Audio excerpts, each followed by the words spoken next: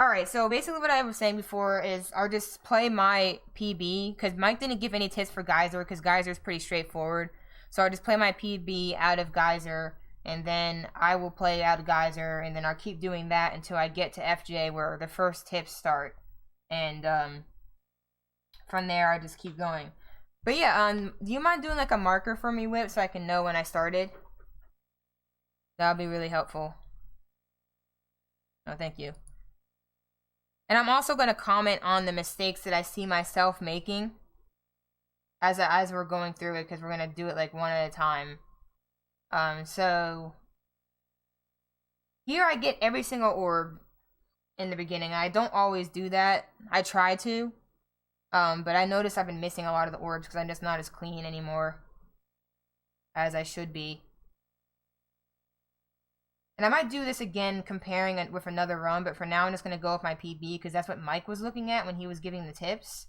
So that means that, you know, I think this is a good basis to look at and compare against because it's where Mike's tips came from. And hey, what's up? No game, no wife? Unique name. I like that. I like that. Unique name. Hopefully you're doing well. I don't see any issues here. Hold on, let me just go back just to see. Did I do this clean? I think I had it. I think my Geyser was not too bad. Like the lines here, the road jump lines could be probably a little bit cleaner here. But it's not, I didn't bonk or I didn't get stuck on anything. So far, this Geyser is pretty good. Probably why I always am behind in my Geysers. Because I mess up Geyser a lot. There could be some faults here, maybe. No, okay. You see here, I did a little bit of walking. I probably don't need to walk. I don't know. I've never been comfortable with the spacing there. But there's a little bit of walking, so not as good spacing there. But so far, this isn't a bad Geyser, in my opinion. I would take this Geyser, and I would be okay with that. Yeah, that was a good Geyser. Alright, so that's going to be going through the cutscene, so I'm going to get started. I have debug on, by the way, so this isn't going to be like an official run or anything like that, but let me just get through myself while that cutscene's going. So I need to make sure I'm getting these orbs. Obviously, if I miss one or two, it's okay, but I want to at least be trying to get the most important orbs in Geyser. So I like to walk a little bit forward and then come up onto this ledge. By the way, I might not be playing as clean today. It's been a few days since I played, but for the most part, it's the comparison that matters here, not how clean I play. Let me pause that before that finishes. And the tips that we're given.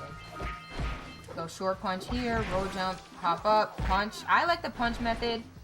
You don't have to punch there. The roll jump's probably faster, but I just am more consistent with the punch off the rock there.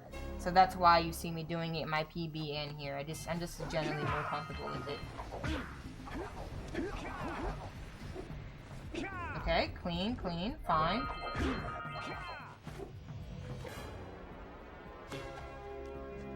Looks like this is gonna be another okay Geyser. I'll take it. No complaints. Alright, there you go. That wasn't a bad Geyser. Probably could be better. Crisp? I appreciate that. We're getting there. We're trying to. The Geyser's not perfect. It's mainly just spacing and just cleanness of the movement I can work on, to be honest. But I'd rather take a Geyser that doesn't make a lot of mistakes. Alright, so it looks like this one's ending here. So while this cutscene is going on, I guess I can try to look at this, but I don't want to. Maybe I should just wait because I don't want to do too much talking over it. Over a cutscene. But this part right here, after this beginning cutscene, is like one of my favorite parts to practice to warm up and just get some warm up with my movement. I didn't do it this time, but I usually like to use this section of the run to warm up and prepare for what's next. So let me just pause that. For our level of gameplay, I think early game defined by fish more than Geyser. Yeah, probably true, yeah, because usually fish is what puts me behind or ahead for the beginning of the run, no matter what my Geyser looks like. I think that's why I started a habit of, like, just not caring about what my Geyser look like, because I was like, I don't want to become the person who who gets bothered by my Geyser not being too clean and I'm resetting constantly in Geyser. Like, obviously, if you make a major mistake in Geyser, there's no point keeping it, but minor mistakes, I usually don't reset because it's like, it's just Geyser. I mean, I think other things matter more in the run than how clean my Geyser is. Yeah, I think that's fair, Vortex. I mean, Josh was saying one time that he doesn't even reset with fish. Like, he just keeps going and seeing, depending on how, if the run starts improving or not, that'll be a reset. Regardless of how good or bad the fish is. And I usually like that because my goal is to not reset too much. So let me see what the PB was doing here. And once again, Mike didn't give any comments for this part. I did make a lot of mistakes, but I think Mike was trying not to focus on like the things that were mistakes and more like the things I'm just not doing. So like for instance here, I did an extra roll. I should not have done this extra roll. It's actually, I should just be punching. So I think that was just me making a mistake there. I bonked a lot in this early part. And it was just me making mistakes. Like, I know, like, you know, when you know what you're doing, but you just kind of not play it clean. And I missed a fly here. Bonked. Like, this whole early part of this run is not as clean as it could be. Yeah, it's a mental battle. That's why sometimes I try not looking at my fish. I mean, wow, looking at my fish. I try not looking at my splits. Because when I look at my splits, then I'm like, oh, this fish is bad, this run's terrible. And it kind of messes with your mentality. So sometimes, like, regardless of how my fish turns out, I just try not to look at fish blindfold. Imagine someone could do that. Like, we just got lucky enough. I don't think it's possible, but I don't want to claim it's not possible because then someone's going to do it, right? But yeah, this whole section wasn't as clean by me. It could have been a lot cleaner. So I'm going to pause that and I'll catch up myself. So what I usually like to do is punch and roll and then do 3 punches out. And then just make my way over here. I like to roll in here. One thing I'm starting to do this faster is I'm trying to uppercut this fly instead. So like, when I'm coming in here from this hut, I come back out, roll jump into the hut, and then start the roll jump earlier. And it kind of, depending on the angle you do it, you can determine whether or not you'll be able to like uppercut into the fly. Something I've been trying to add that's a little bit faster than coming down and just ground pounding like that. Yeah, roll jump out of here. Punch off. I do a double roll jump. Punch, and then roll jump, and we come up here. The problem I did there is, what you want to aim for is, like, this top part of this hump of the rock, because it will give you more height, so you don't have to ledge grab. Sometimes I'm sloppy and I do it too far to the left, or do it too far to the right, so I get ledge grabs. But to do this clean, you want to come up, aim for this high part of the rock, and then get no ledge grab, and then you're good. But yeah, grabbing, like, I have 27 orbs right now, so I think that's a pretty good number. Ideally, you want to get all 3 of these orbs if you do that movement correctly. You don't have to, but that's typical orbs that I see being picked up. So, like, because of my movement, I usually like to grab that orb and both of these as well. One or the other there works. I don't remember I think this fish was good in this PB. I'll take a look at it and see what it was. I'm gonna skip through this though, but I think this was a good fish. I think that's why I'm usually behind here currently trying to run through. And my bad, no gain, no wife. Thanks for the follow, by the way. Try scooping up river fish with a tiny net. I'll give you a power cell. So let's see this. Let me see. Did I get a good fish in this run? Oh yeah, maybe this is good? I don't even know. Doesn't matter anyway, but I'll get through the fish so I can quickly get through the run. Good fish to catch. 1 pound fishies. You know what? This would be something interesting. Let me go back and like kind of have us doing fish together a little bit, if I can get it on the right time. Might not be able to. There are poisonous eels in this river. catch even one of them. Okay, it's slightly ahead, so I see how early it finishes before me. That's what we'll do. Take a look at our fishies. But yeah, this is where Mike starts to give some comments in for FJ. So the first one is when we start, once we get into Temple. I do struggle sometimes a little bit before Temple and FJ, but it's mainly just a movement problem, so I might look at it a little bit before we go in there. But that's where the beginning of Mike's tips start. So I kind of want to focus this stream just focusing on the tips that Mike has given me and not practicing too much of the extra stuff for the most part. Just focusing on the tips, because the tips are small, but I feel like they're useful little tips that I can get through, and I'll get through a lot more if I just focus on that. And I might do another run through just focusing on like the lines and movement and cleaning up things like that. I think this would be much better if I just focus on those things as I go through. I just want to make sure I can get to Misty without like just cheating it, so I can actually have some proper saves. That's why we're doing fish. Here comes a big one. Just in case there are any tips there, because I don't know if I remember all of the tips. I did look through some of them. Alright, so that fish, honestly, they're kind of close there. And that one was a little bit ahead, so interesting. Here's the power cell I promised. And you can use my boat at the village dock whenever you like.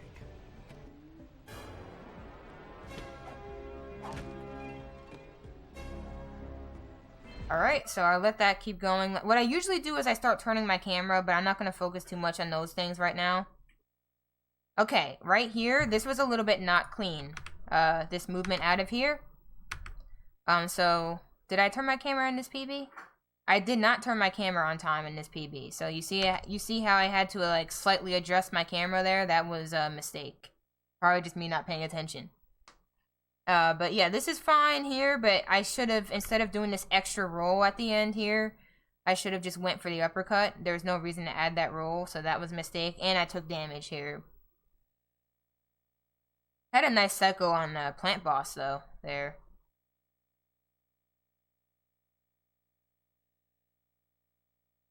Did I get the Manip in this? I'm not sure. I'm gonna let this go until I go up to Temple, because I'm kind of curious to see, what my movement was like up until this point. I think I did get the Manip here. Oh yeah, there's no way I didn't. There's no way. If you see, the boxes started shaking. So the goal is to... Oh, hey. The goal is to come right out and punch right into a roll jump here. Make that fast. And then I do punches the rest of the way. Manip is free. I'm bad in Vortex, so the Manip is not free for me. I miss it a lot. I'm not bad, but I'm not as consistent with that part. I honestly find FJ to be one of the more challenging levels overall, at least for me. So we did get the Manip here, so that's a lot. That's another reason why I lose it. I lose a lot of time here. Honestly, I'll show you right now. I'll see if I get it this time. What's been happening to me is my punch into the roll jump sometimes gets broken, and that kind of freaks me up.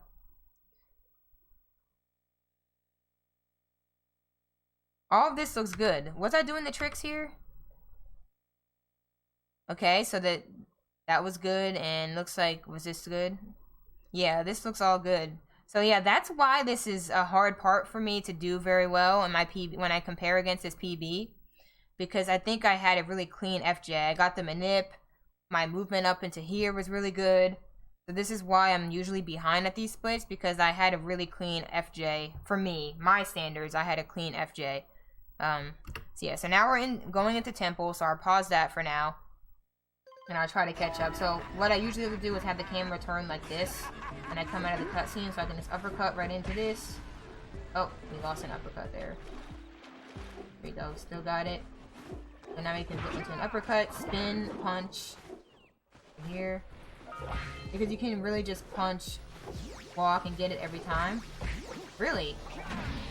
Well, you can let me know what you think of my movement if you think there's something I'm slowing down with.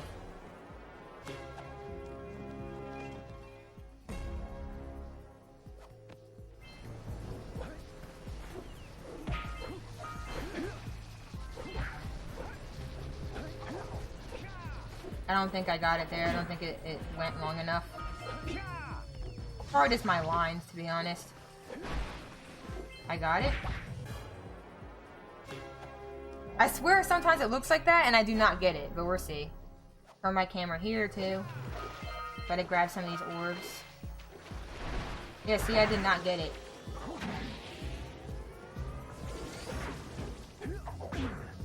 Yeah, like, for me, it looks like I get it, and sometimes I do not get it.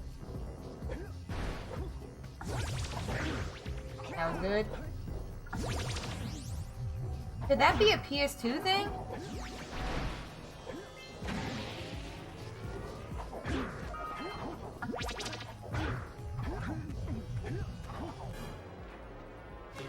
But instead of punching up, just hop.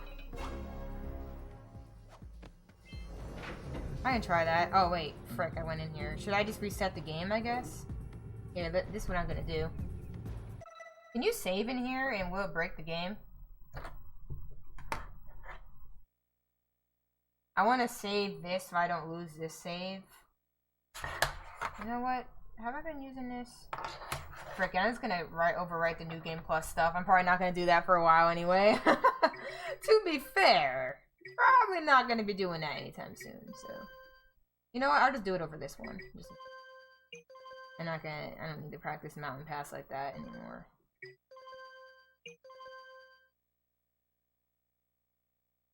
No good New Game Plus. I actually do plan on doing that more. Okay, so can you make a save? Should I make the save in here? Maybe I should do it in here. I don't know if it would actually give me the checkpoint in here or not. I'm just gonna do it just in case. I'll try out what you said. Just really quickly though. Vortex. I'm curious because I do an extra uppercut and I might not need to. Can you just? I think you can just come right up, right? Yep, you can. Okay. You know where to jump to get ledge grabs though? I think I kind of eyeball it, but I'm not sure. Vortex. Let me just do this whole section again. Not in a good spot, so I'm just gonna do that. Oops. I punched her. I mean, I spun early there. Bad. I messed up my movement here. I don't know if this is still gonna work. We'll see. Messed up my line right there.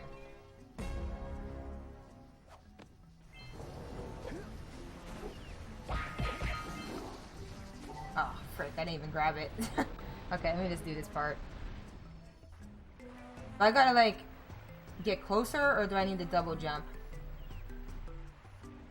Maybe.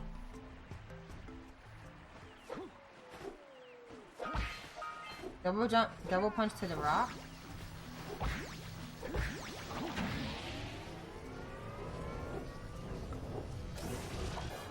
I ground pounded the cell, I didn't mean to do that. On the ledge there, like a browner's plan, I use a visually double jump out.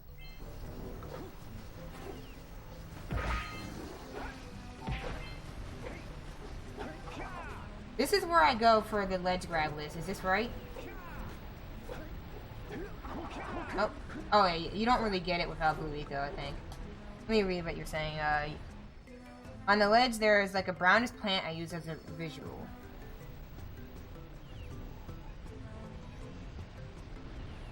Like this? This plant?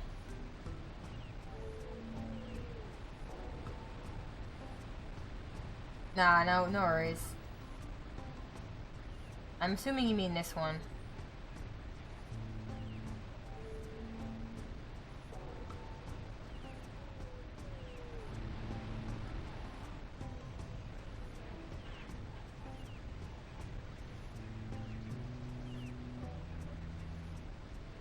Yeah.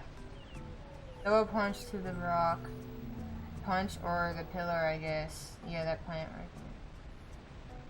Or are you talking about this? You talking about this?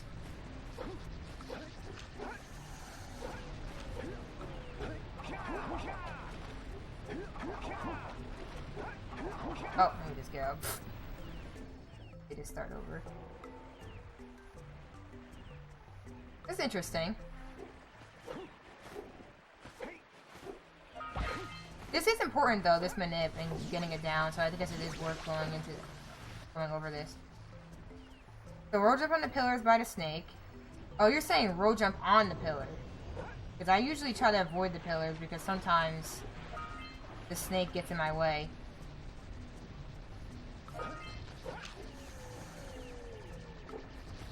Oh, okay, so you're saying come up to here, double punch, then hop like that.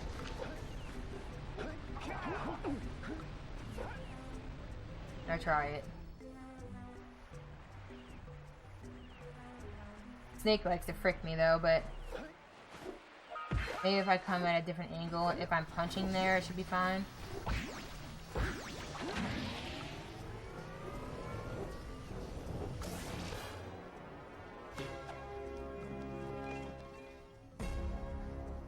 Gotcha, gotcha.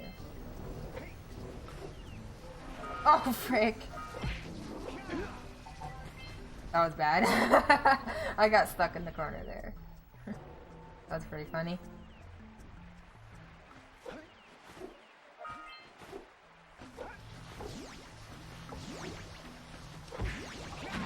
The lining was kind of weird there. This might not be okay. Let's see what happens.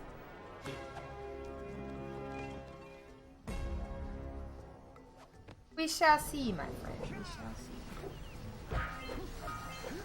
Oh, I'm still so used to doing uppercuts. Let me see if that would have worked. Yeah, I can practice this.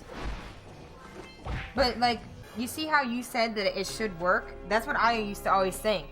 But, like, I feel like it's kind of like a hit or miss whether or not it works. Mike was saying that it only works... Yeah, I did not get it. Mike was saying that it only works if the boxes are almost about to blow up. It's not just getting the blue eco on it. It's like they're literally about to blow up. Type thing. So that is much different than just allowing them to like get hit by blue eco. Yeah, sometimes I do get it with ledge grabs. That's what I'm saying. Like for me, it always felt very inconsistent, like when it would work.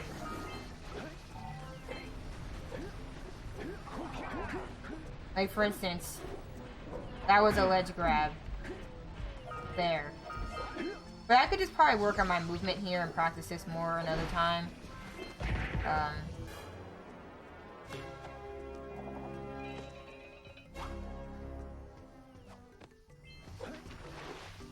This would just be something I can get comfy with. Yeah, see, like, it's on the box, but I'm missing it. I'm missing it, like, one more time, but after that, I'm gonna get back to the other tips. Work now? Or does it go for it? Why not? No, it won't work. Because tempo is where Mike started giving us on the first tips. Or I'll see if that save works though. It might not.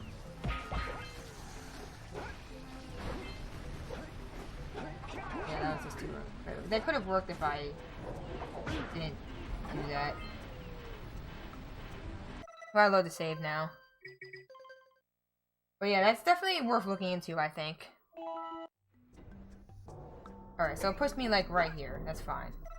Alright, so now I'll let this play a bit more. Yeah, this punching quicker. It'll be fine. I'll work on that. I'll come back and do, like, a movement thing another time. For sure. Okay, so this part right here is where Mike's first tip is. So I'll read out the first tip. So Mike says... At 756, which is literally where I stopped this, on that small platform, you can walk a bit more before uppercutting. So you're closer before the roll jump and you don't have to spin at the top. So I'll let it play so you guys can see what I do here. So I uppercut, I roll jump right away, and then I spin at the top.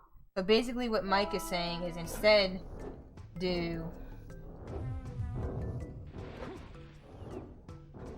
I'll show y'all.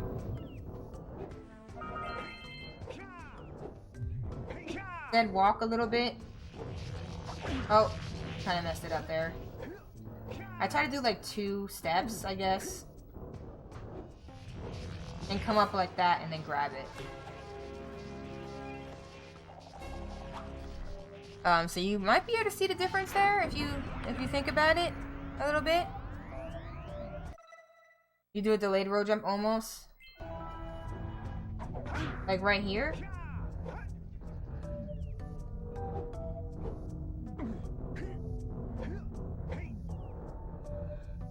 I'm gonna try to get myself to ledge grab because it's kind of like, you kind of just start like right here.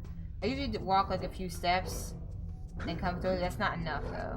I'm trying to find like a nice visual for it.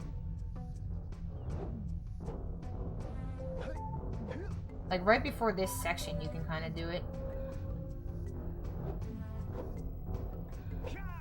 And you see you don't need to spin at all. And this is just a little bit faster because spins add like an extra, like ledge grabbing is bad. And spins kind of slow you down as well because you have to, you know, it keeps you from landing a little bit. Instead of just landing, you're just like, kind of gives you a little bit delay. So this is like just a little bit better.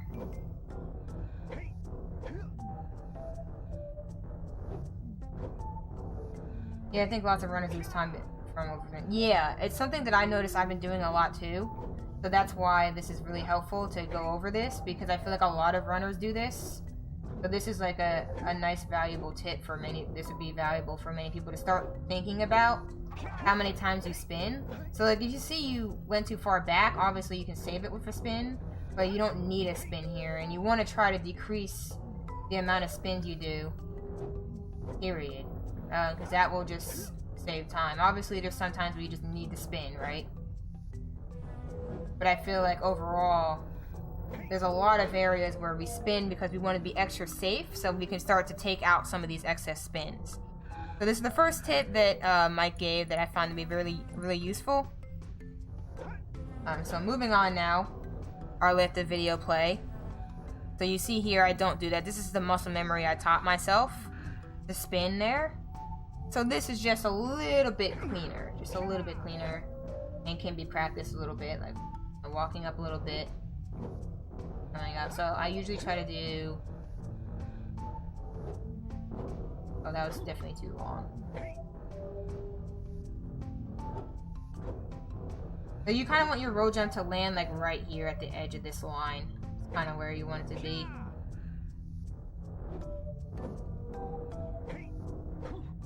Nice. And as Vortex said, you could probably do a delayed roll jump too. Pretty clean. So that's tip number 1. Let this continue going. The next tip is literally right after this. I think it's actually after Plant Boss. So what I could do is start skipping through things. If that would make it go faster. I wanted to just go through everything, but it might be easier to not do that. I might continue this tomorrow, by the way, as well. I feel like there's a lot of really valuable things here.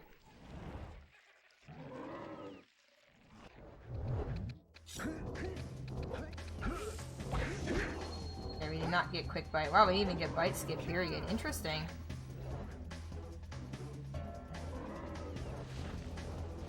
Oops, I wasn't paying attention. I was looking at the run. We just want to get out of Plant Boss right now. Because the next tip... Let me pause that for that. Oh yeah, you know what? There's a good tip here I can give for this Plant Boss really quick, just to give a tip. I think it's a really valuable one. For phase 2, sometimes phase 2 can be hard.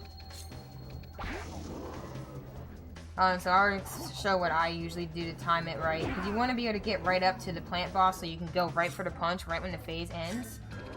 So like if you notice, this first plant will come out and then the next one will come out. Punch that one and come up to it. Like punch through it immediately when you see it about to lose its spikes. And then just punch right up to the Plant Boss, and that will help you get like a cleaner phase 2. That's definitely something I've been working on doing because I used to mess up the timing constantly. I even messed up the timing there because I wasn't paying attention, but I used to mess up the timing constantly, and the plant would like already start like doing a bunch of stuff. Start its cycle or end of the phase. You want to hit it way before it even starts bringing up the platforms and stuff like that. But yeah, this is the next tip. So you're going to see what I do wrong here. And, you know, I'll read it first. So the next tip is I usually hold down left on the left stick to make Jack turn in the air and roll jump in the same direction as soon as I land. This has been saving me, I think, literally 2 seconds. I think I 2-second golded the first time I started doing this in my runs. So this is a very, very crucial tip, and I think it's really important. And I don't know why. I've never noticed it, but it has a huge impact, and I'm going to start thinking about this on any platform that I'm on at this point. But you see what I do wrong here. So I get onto this platform, and you see Jack I don't move Jack at all. And I struggle with the roll jump, and I lose a lot of time here.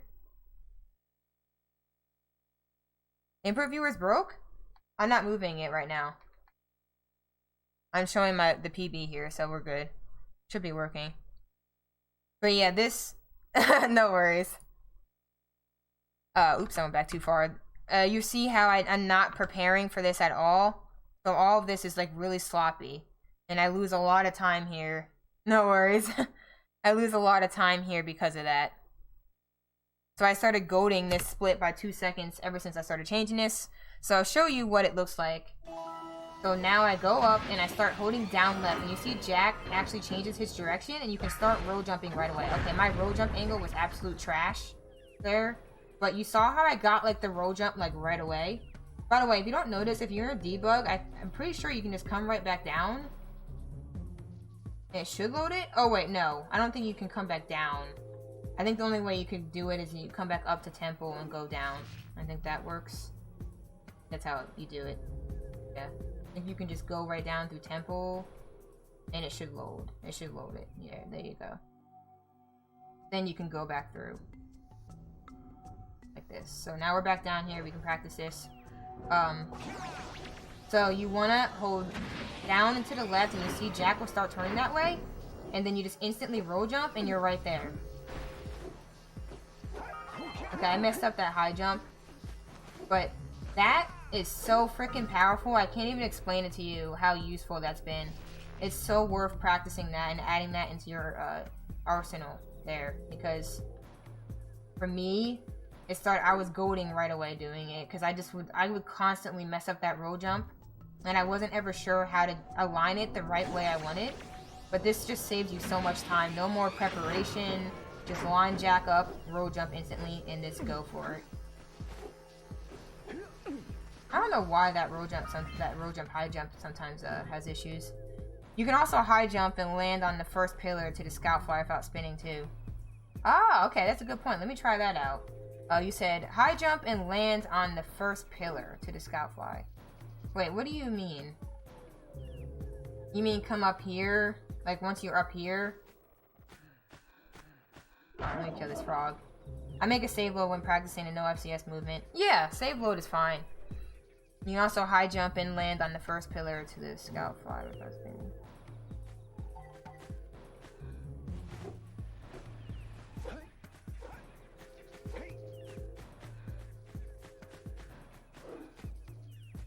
So I usually ledge grab like right around here.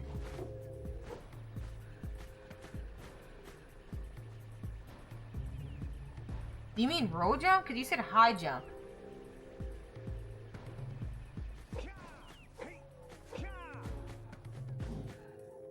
Oh, you mean like that. You mean like just do this. I'm just messing up the high jump. But yeah, you can do that. Oh, I meant roll jump, high jump. Okay, I got you. I was confused for a second. Yeah, I just messed it up. But yeah, you can do that. That's how you're supposed to do this section. And then you should have the eco and you should be able to grab this scout fly. I'll try to do it correctly all in one go here. But yeah, this might seem like such a small thing, but it does save time and it does add up. And that's kind of like the focus of me doing this, like focusing on the very little things that can save you time and add up. Oh, no worries, no worries. I just want to make sure I'm understanding. Oops, I could not jump. So Jack is in the right direction. Roll jump.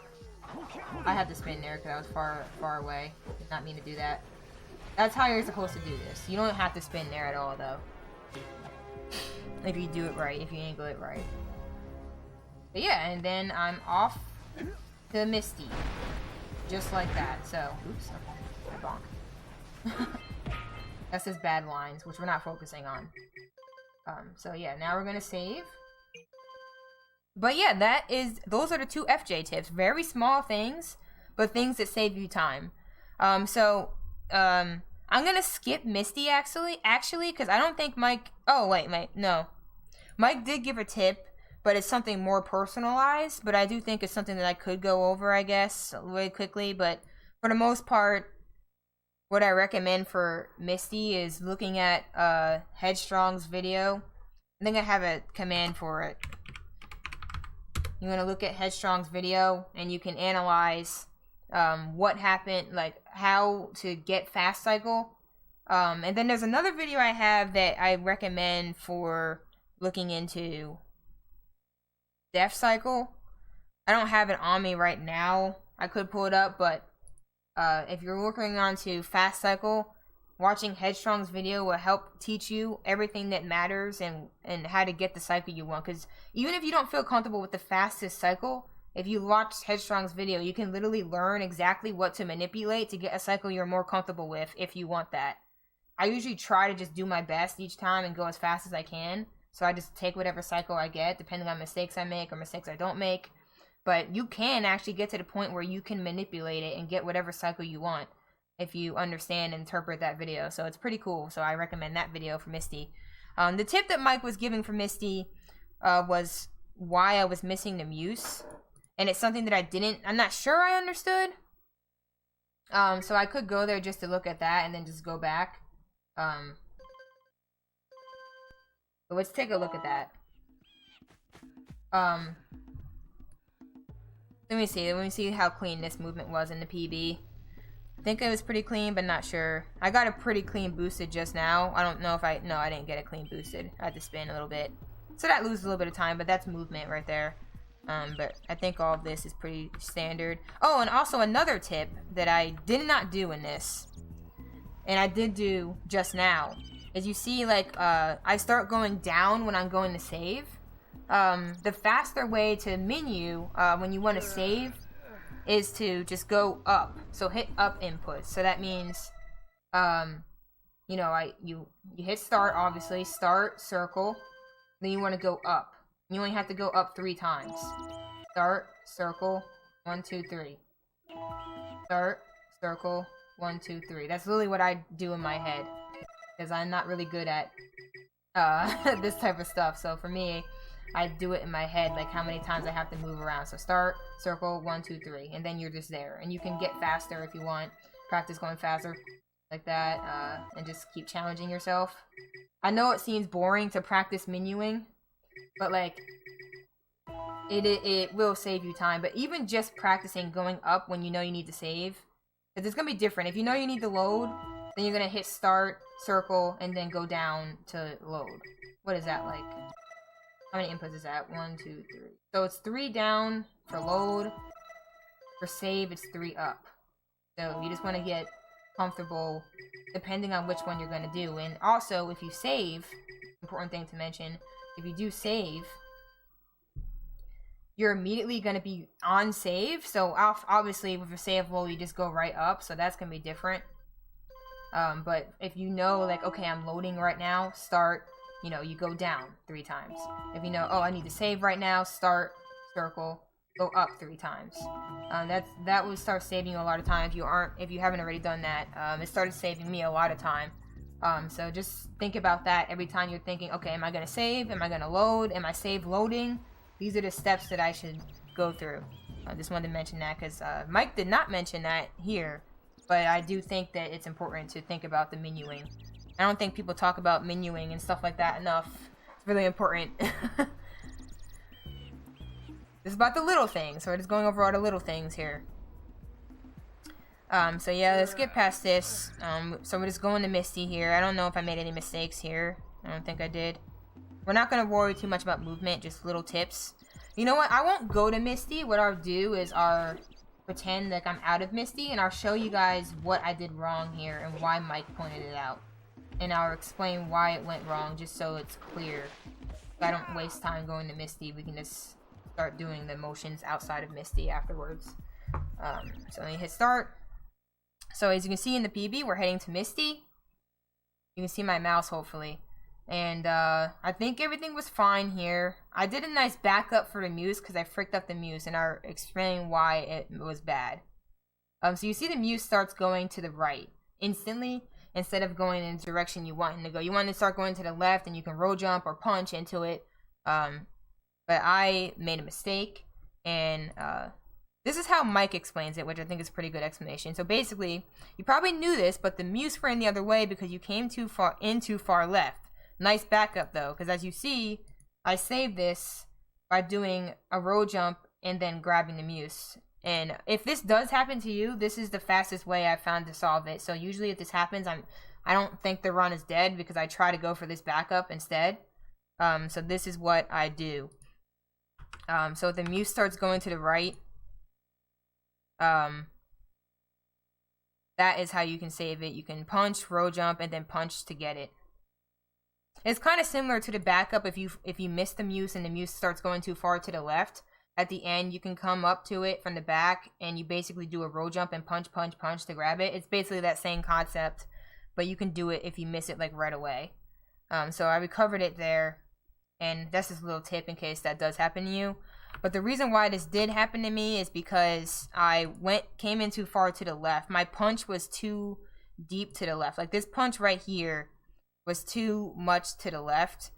It probably would be better like more over here. So basically I went too far. It's almost like Jack is kind of like too far in front of the Muse.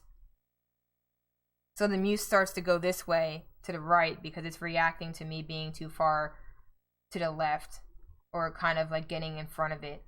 So it's trying to react. The AI is trying to react to where you're positioning. So I probably should have punched more in this direction and then went for the roll jump. So that's why that went wrong, and that was what that tip was related to. So let's get out of Misty, because for the most part, Misty is just learning how to do fast cycle consistently. That's basically all Misty is. Any other things would just come with time. So the little things matter there, but Headstrong's video will cover those little things in good detail if you need that. Alright, so now we're going to go into Sentinel. There's a few tips here. I'll let it play until then. This tip I wasn't 100% sure about. I think I figured it out what Mike was referring to. I could probably ask Mike for more detail here. But I feel like I don't have a complete understanding of this one. But I think I might understand what Mike was getting at. And I'll kind of show it a little bit more to clarify. So basically, the point that Mike was referring to, look at that, Jack was dancing a little bit. Alright. Is after this. So he's referring to 1552. And we're coming up to that like after this little section here. There's a little tip I want to mention here as well that I was thinking of. You know what? Before I do that, I want to like kind of show that a little bit more. Let's see. Is there a way to like go by frame? Hey, what's up, Austin? Thanks for the good luck, but I'm not really doing good luck. I'm just going over like little tips in no LTS. And I'm going to highlight this so I can refer back to it or anyone else can. But hopefully you're doing well, and congrats on your latest PB again. It's nice to see you back at no LTS. Maybe some of these tips will help you. I'm not doing good luck. Oh, is that what I said? You know what I meant. Oh, frick, I messed up the time. Is there no way to like do frame by frame on YouTube? I think there's a shortcut for it. What is it, like J or something? Okay, this is what I need. I think it's J and K. Is it? Is it L? Oh, that's 10 seconds. I don't know if YouTube has a frame by frame. I need a frame by frame. Okay, that's a good pause. There we go. We got a good pause. I need to use my mouse. Well, thanks for the good luck giving tips. So yeah, I want to comment on this first, so let me get my game caught up with that. do this movement here. Oops, I didn't mean to uppercut there. Oh freak, this is not clean. Oh no, no, no.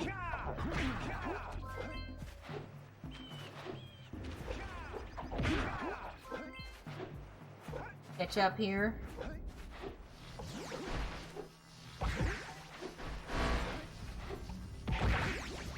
Oh, too early.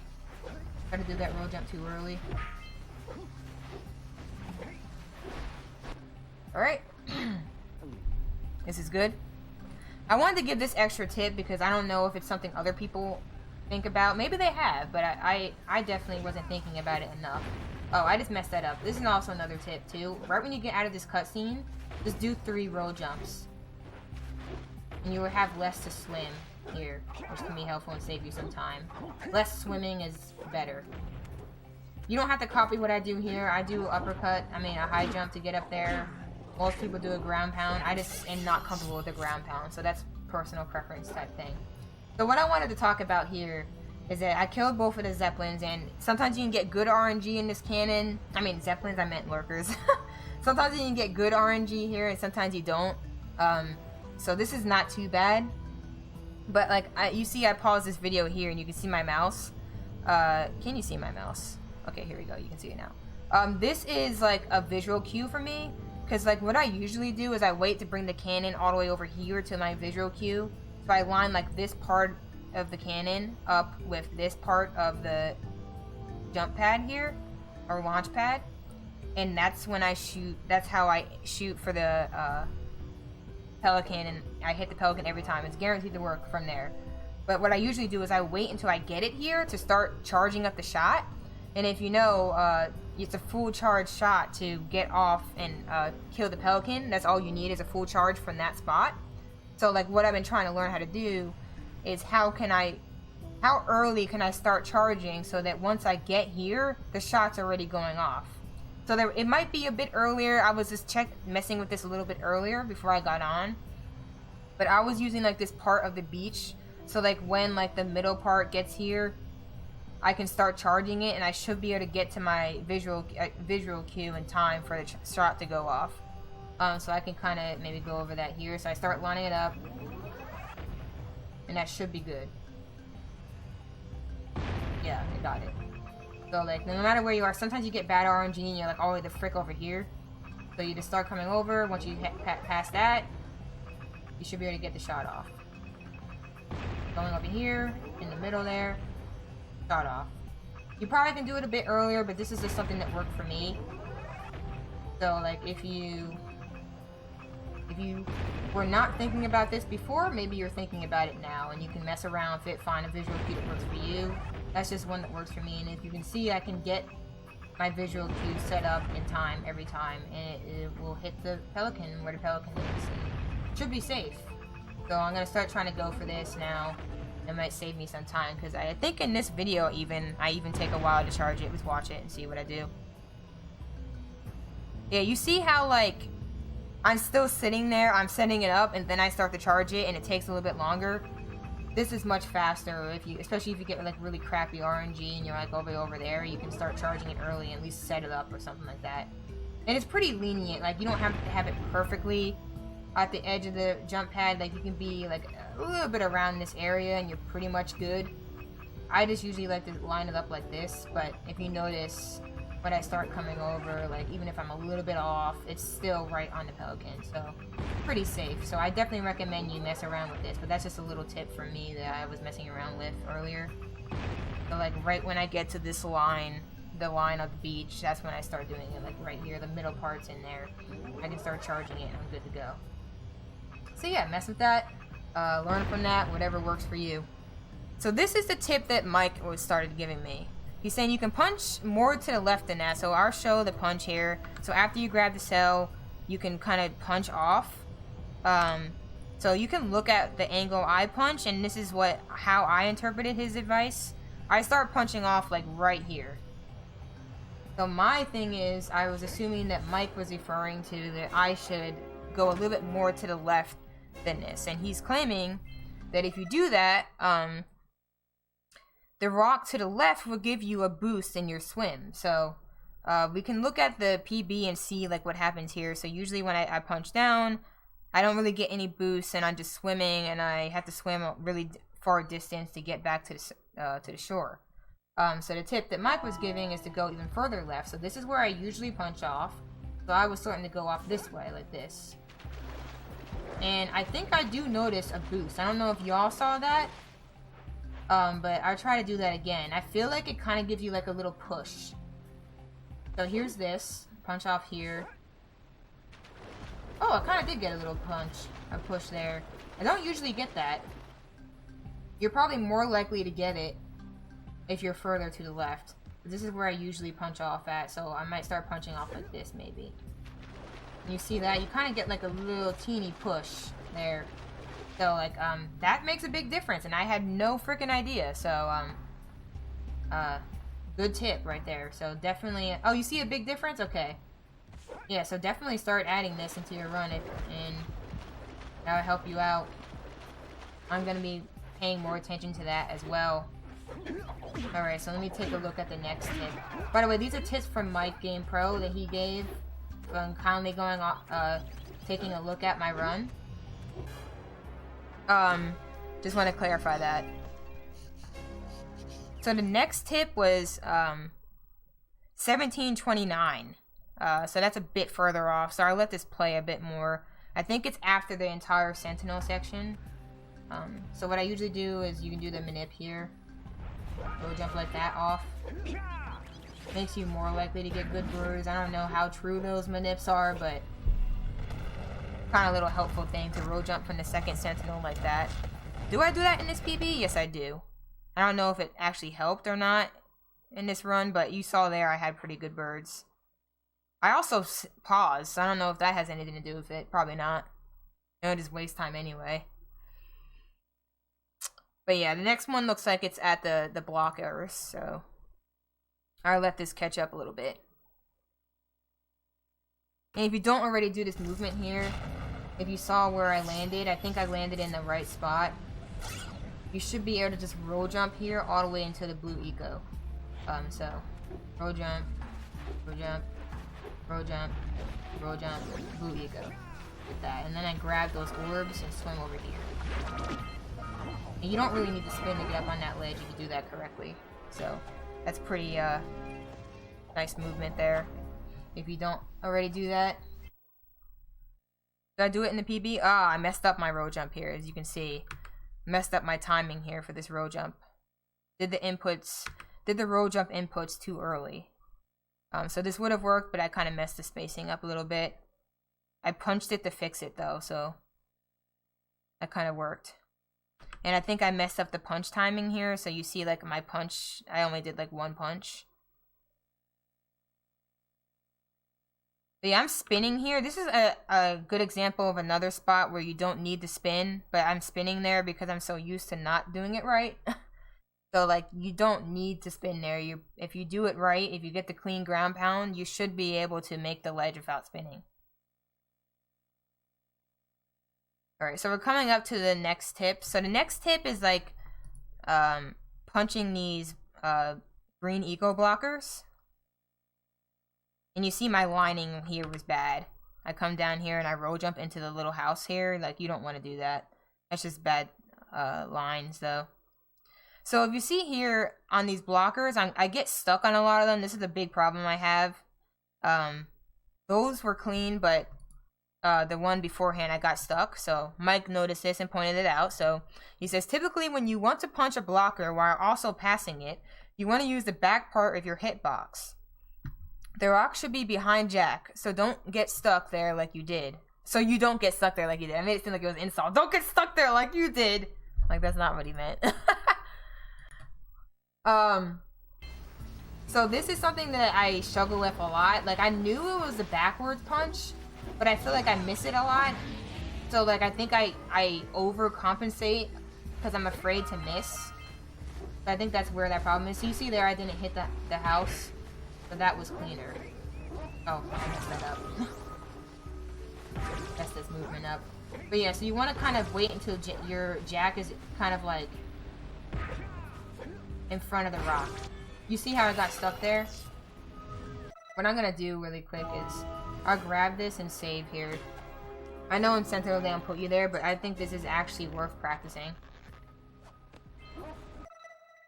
So I'm gonna save this here. That's actually worth... Oh wait, it was already saving. What am I talking about? Oh, whatever. Alright, having a backup doesn't hurt. So I'm gonna have to cheat really quick. Hold on. I need to make it so that that eco is there. So we're gonna... Forbidden Jungle. I just give myself all the stuff. I don't know which freaking one it is. If I can do this. And hey, what's up, Chef? And thank you. I'm glad you think it's good content. I'm doing really good. Right here, bro. Do this. You come up.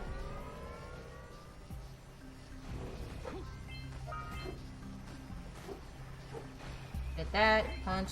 What you're supposed to do is roll jump, punch, roll jump, and I come up here.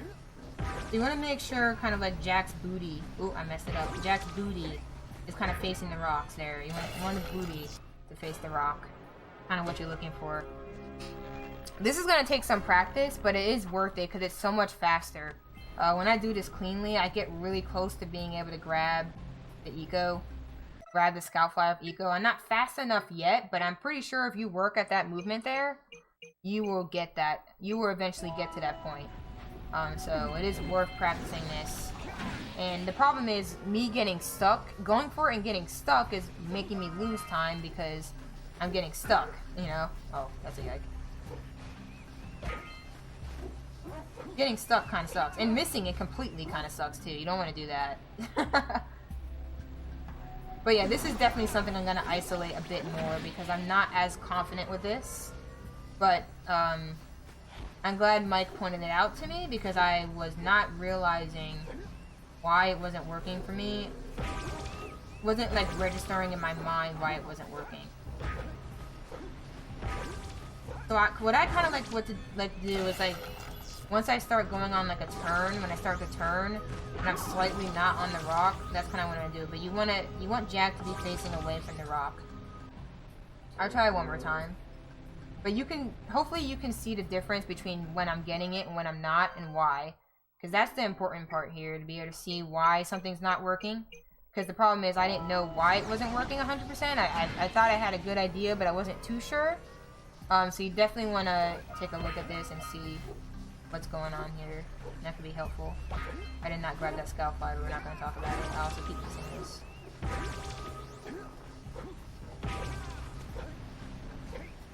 Yeah, see, that's the thing that scares me, because when you walk a little bit too far, you kind of want it to be... You kind of don't want to get too far, but you want to be away from it. If that makes sense. I think this would be worth going over one more time, because I think I just realized something about it. I think it's worth going over. So what I'm noticing is... What I usually do is... What's bad is if you're kind of like this, and you go on it because you're going to get stuck. So it's kind of like you want to walk past it, you're close to it, but you're in the back. You're still touching it, but it's behind you. It looks like that's the way to go about it, because it looks like sometimes if you go too far away, you're not going to hit the rock at all. Get out of here, doggo. But if you're, like, on it, you're going to be stuck. You saw how Jack was stuck? So if you're still on it like this, and you're not completely turned away from it, you're going to get stuck. And then if you're too far away, like this... Oh, I still got it there. I was still close enough. If you're too far away, you're not going to hit it. Your chances of hitting it is a lot less. So you kind of want to be against it, have it behind Jack, and punch. Like that. So let's try that again. I might not get it all perfect, but hopefully that's a good explanation of it, because I do think that that's something that is worth... Oops, I'm going into the wrong menus, my bad. It's worth analyzing, for sure. And focusing on, because it's like I said, these are all everything that I'm talking about here are minor things, but they're minor things that I feel like a lot of runners don't think enough about, and that can end up saving you a lot of time. Punch that. Come up to this. Oh, not too fast. I think the reason why it's harder is with Blue Eco, you're moving so much faster than you anticipate. So like that is right there. Blue eco it is worth practicing. I would probably practice it without eco just to get a feel for what's happening. But the problem is when you have blue eco, you're moving a lot faster than you expect. So the timing for it is going to be slightly different. So I would say it's worth practicing with and without eco to get a good idea of what to do. I feel like spinning is a good backup if you mess up the spacing and want to avoid getting stuck. Yeah, what I used to do is I used to spin. So like what I used to do is I hit this one, I roll jump to it, hit this one, then I jump up here. This is my strategy. My strategy was to punch up, spin. Like this, punch, spin, punch, punch, spin. That's how I used to do it. And there's nothing wrong with that. I think that is actually the efficient way to do it when you don't have eco. I think the way you're supposed to do it when you don't have eco is to just the punch spins, if I recall correctly. I might be wrong, but that's my guess. But it's not easy to know if you're going to get stuck. If you can tell that and you can determine that, you can probably do that as a backup. But I feel like the problem is sometimes it's not as obvious that you're going to get stuck. But I think it's much easier to time it when you don't have blue eco, so that's probably why you should practice it without and with. But I'm not sure. I could be wrong with that. But yeah, that's interesting. Definitely. So this next... Oh, frick. Get this dog out of here. So this next part is really interesting. It's literally right after it. So basically Mike is saying that I suggest learning where the fly is there so you can ground pound it. I usually line it up with the left side of the yellowish bit of grass there. So what's interesting about this part is I think that Mike is referring to this piece of this grass right here. It doesn't look as yellow, but I think in the day it does. During the day it does. But yeah, this scout fly down here, if you're fast enough, like if you can do this whole section with blue eco, if you're fast enough, you can come right down here. You can just punch right up. I think what the movement is, like once you grab this cell, is you can just roll jump and then punch off, and you just grab the cell. I mean, you just grab the scout fly, period, because you have blue eco. But I'm not usually fast enough for that yet, and if you're not fast enough for that yet, basically what Mike is saying is the best way to handle this is to come over here and kind of like just ground pound it like that. Just aim for it and ground pound it. And the efficient movement for me is like if you come down here and you ground pound it, then you just go on this rock and go like that. Just be careful with this rock, because if you get like a malformed, if you ground pound on the wrong spot on it and you don't get like a proper ground, I can't even do it wrong right now. I swear I do it wrong when I don't want to do it wrong, but I'm trying to show it wrong and I don't even know how to show y'all right now. Maybe it's just like, yeah, if you don't press X at the right time, it looks like that causes it. So like, you just ground pound and nothing's gonna happen. What happens is, if you do like if you get like a bad ground pound, right? You cannot, like there's like a ground pound buffer. I don't know what it's called exactly, but if you get like a malformed ground pound, you cannot like initiate a ground pound again. If you see here, I'm pressing square and like I can't ground pound. Let me try to get a bad one. I keep doing good ones. Frick. That was like a bad one. I cannot ground pound again. See, like I'm trying. You can crouch. You can crouch jump. That is true. It just kind of throws you off when you get a bad one sometimes. But yeah, that is a good backup if you do get it. But you wanna, I try to aim for like this area, I guess, because it kind of gives you the most height. And then you just get right up there. That's the fastest way to do this part. You don't want to get a ledge grab, obviously. You want to time this spin properly. And then you can roll jump over here, and you roll jump, high jump right up to the next cell. That's how you want to do this, ideally. Oh, you see that? That was kind of like a bad aiming right there. But yeah, you should be able to get right up here. But yes, that's true, Zed. If you do get a bad ground pound here, the best thing would probably just be to high jump. It'll give you the same exact result, just a bit slower because you have to set it up. But for the most part, you'll be set. Good backup. But just be aware of the fact that if you do get a bad ground pound like that, you cannot instantly ground pound again. So yeah, if you're quick enough on your backups, you can just, okay, I got a bad ground pound, so I'm gonna just high jump. But yeah, so basically what Mike was suggesting is if you're not fast enough here, you know, you can come over here and kind of line that up. This is probably gonna be worth practicing though, I will say. I would mess with it a lot myself. To me, it helps me aim it better if I kind of come up with an uppercut, but I'm not sure if that's slower. Like, I know it's like here. Not here. Get out of here, bro. That's kind of what helps me line it up. Okay, punch. Oh, I missed again. Kind of like right to the left of this plant here. It's kind of hard to see the plant over here unless you're comfortable with it, but I can see how this is faster. Because what I usually do, did I reset the game? What I usually do is like I come over here, I punch on top of it like this, and then I uppercut, and then I just go right for this ground pound. That's usually what I do. And I will say that that's pretty fast. It's basically the same exact movement you would do if you did keep the blue eco. The only thing I'm adding is an extra uppercut. So like you kind of like, you usually will land on the scout fly, uppercut like that. Oh, freaking enemy can sometimes be in your way too, be aware of that. That's kind of like how I would do it.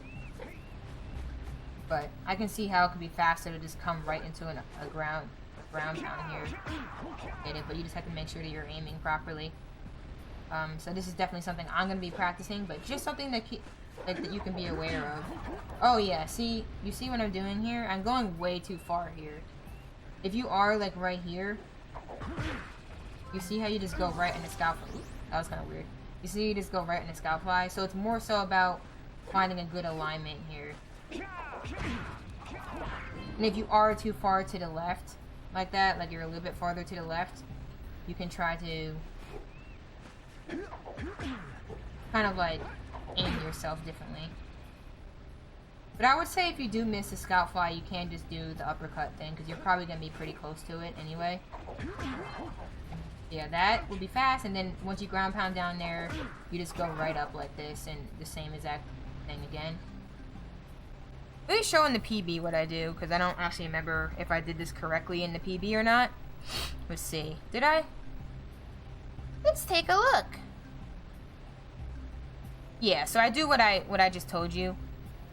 Yeah, that was clean. Yeah, that's usually how I do it there. But this would be faster because you're kind of taking out some extra inputs. That is come up. Don't do the rest of it. Just like that. Let me load the save though so I can continue. I think that was the last tip for Sentinel. I'm not too sure. Let me check. One more. I think Mike was talking about a mistake I made. He might not have known it was a mistake. Don't you just love the Sentinel checkpoints? He might have not known it was a mistake. I'll look at their PB and see what I messed up here just to talk about it, because I think it's important to go over the mistakes. So I think we left off here. So basically it's the same concept. Come over here. Oh, missed it. If you miss it, that's okay. Just do a backup. But it definitely, I can see how it would definitely be faster to just instantly ground pound it. Sentinel checkpoints, yeah, basically. Oh wait, let me pause this and see what I did here. Because the next tip is coming up here. I'll read the tip. So basically Mike was saying, uppercut through that dog if he's in your way. It's also good to be aware of the blue eco being pulled to you, so the power-up animation doesn't get in the way of your movement. I usually try to spin before it happens. So what I usually try to do is I try to continue my movement and kind of time it, but I think what happened here is I messed up and completely butchered this section. Let me see what it looks like though. So this is fine. Roll jump, got all the orbs here. Get the orbs because of the blue eco. Yeah, see, what happened is I just punched into this dog. So this is slower because I did a punch and kind of stopped, if you notice. So this is bad. I punched, stopped, completely stopped moving there. And then I got stuck in the reason why I probably got stuck in an animation here is because I wasn't expecting, I messed up my movement and I didn't have a backup in mind, so I was kind of just trying to find a way to fix what was going wrong. But that's why I got caught in this animation here. And that's why Mike's giving that comment. So ideally, you want to uppercut into that dog, because the uppercut will kill the dog, but also give you the height you need to get up on the next ledge. And then you don't have to do all these weird, awkward jumping things that I was doing, and I got stuck in an animation. So you see the eco coming to you. You can kind of time it visually if you see the eco coming up to you. So we got here, got the orbs. Go jump here. Go jump here. You see that? The dog wasn't there. But, like, if he was there, you see I'm uppercutting already, so he would have been taken care of, and that section's pretty much good to go. But yeah, there are just a few mistakes here, but be aware of the fact that the blue eco will give you an animation once you grab it. You can kind of adapt to that. I think that's just getting, like, overall experience and adaptation skills. You can see here, you can see that the eco's coming, and I'm not doing anything, but if you do an action while, like, before it happens, you'll be fine. So you can kind of just get more comfortable with timing when eco is about to get come into channel into Jack, I guess you can say. So since I messed up my movement, that's probably why the timing kind of messed up.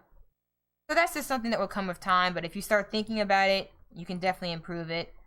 This section's kind of like, I don't know, I feel like this section is kind of hard. It's really easy to mess up that section, but it's such a fun section to get clean, in my opinion. So this is another tip. It could be obvious to most people, but if it's not obvious to you, then I think it's worth going over. But slow inputs on this egg is the best here. I can even show a little bit here, because you have the input viewer in addition. But you can see I do a punch, spin, and then uppercut. And I kind of space out this punch, spin, and uppercut a little bit. And I think that really helps. So you go punch, spin, and you can do the uppercut. Oh, I did have the wrong angle there. Is there a way for me to reset this egg? I don't think there is. But yeah, there you go. That was clean. And you see I fell right down in a perfect spot, actually. Like, that was pretty much what you'd want to do. But yeah, if you space it out a little bit, and don't rush the inputs too much, usually you can get a clean egg section, and you'll usually fall right down where you need to be. If you go too fast, though, which is probably what happened in the beginning, I probably went a little bit too fast, you're more likely to miss the egg and frick it up. So just slow those inputs down there, and it will do you a lot of good.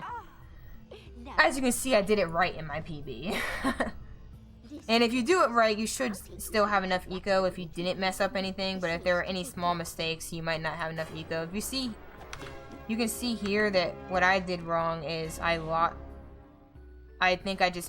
yeah, because I messed up earlier, remember? Alright, the other early part, I messed up, but sometimes I mess up this high jump too. I don't know, I feel like this high jump, this row jump, high jump here is kind of awkward. Maybe like another alternative would be to like row jump to this direction or something like that. I don't know. Maybe you can experiment with that. But yep, as in a backup, you know, I just do that. If I mess it up, just uppercut, stationary uppercut. It's saves time.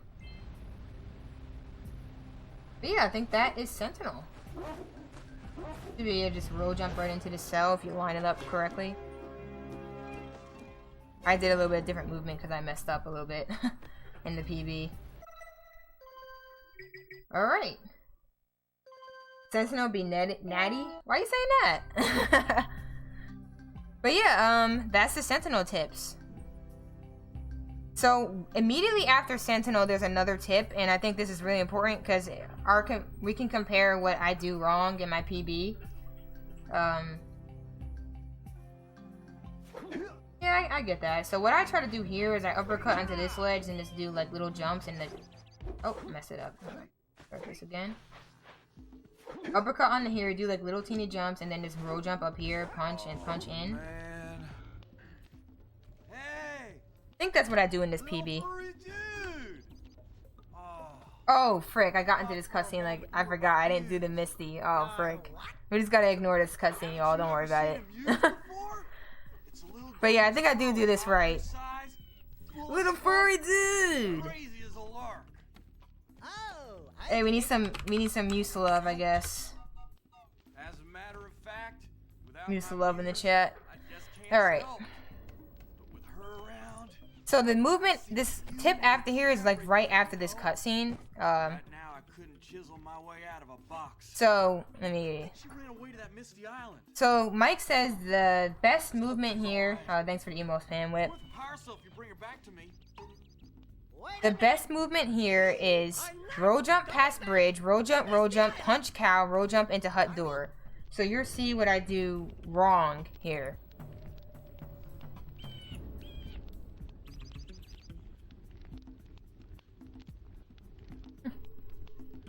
I need a bonk one, I guess.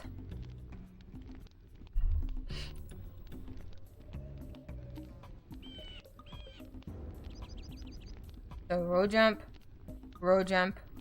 I punch there, and I just kind of messed it up a little bit. You can see that like this movement, this little section here was awkward, because I just wasn't comfortable with what I was doing, because I wasn't fully confident with the spacing. So if you do this right, so what I usually do is I roll, punch out. I usually like to grab this orb just to grab an extra orb. Line this up, roll jump, punch cow, roll jump, and you're literally gonna be lined up here. So I like to do this and go in like that, but I can show that again. I bonked there, but that was just... Yes, punch cow. Deal with it, cow. 3. Even if the cow wasn't there, the punch is still useful. You see how clean that was? No, and if... This is what I mean by spacing and lines. Spacing and lines will start saving you time because you're gonna start getting confident with your movement. So, like... You're instead of like hesitating like I just did there, you're gonna be like, okay, roll jump, frick the cow, roll jump, and you're just gonna go right in here and grab the cell, right? So like that gives you confidence because you know that this is the right spacing, this is the right movement. I don't have to worry about it. You just do it, and that's why it's important to go over and watch other runs and compare to other people and what they're doing. Find the spacing for things. I'm so sad for that sheep. Oh my gosh. But that's why it's good to do that though, because now you can approach a section that kind of felt awkward for you and you were kind of hesitating a lot, and you can start to build up the confidence you need because you're like, I know this is the right spacing, I know this is the right movement. So that will clean up this section. So that's an easy gold on my part. Alright, so now we can just go out of here. Basically, I'm starting to do the same movement I did for New Game Plus here. Because you don't really need it. Oof, I tripped. You don't really need to grab all these orbs. But yeah, I just think that movement is faster. So there it goes, New Game Plus. And I also feel like I've been saving time here. Great! You have the 20 cells needed Because of New Game Plus as well. The shield will only protect your zoomer In Fire Canyon. So I'll talk about the lines I was using in Fire Canyon, because the next tips that Mike gives is no LTS, I mean LPC. Like burning molten metal over? The fire canyon gets pretty hot. It's the camera going into LPC, so I might make multiple saves to kind of experiment with this, because this is the perfect example of like what it means to hesitate. If you understand like hesitation. So like basically I'll show this Fire Canyon, I'll show what I'm doing that's not good, and things that I'm doing that are slow. So all this is fine.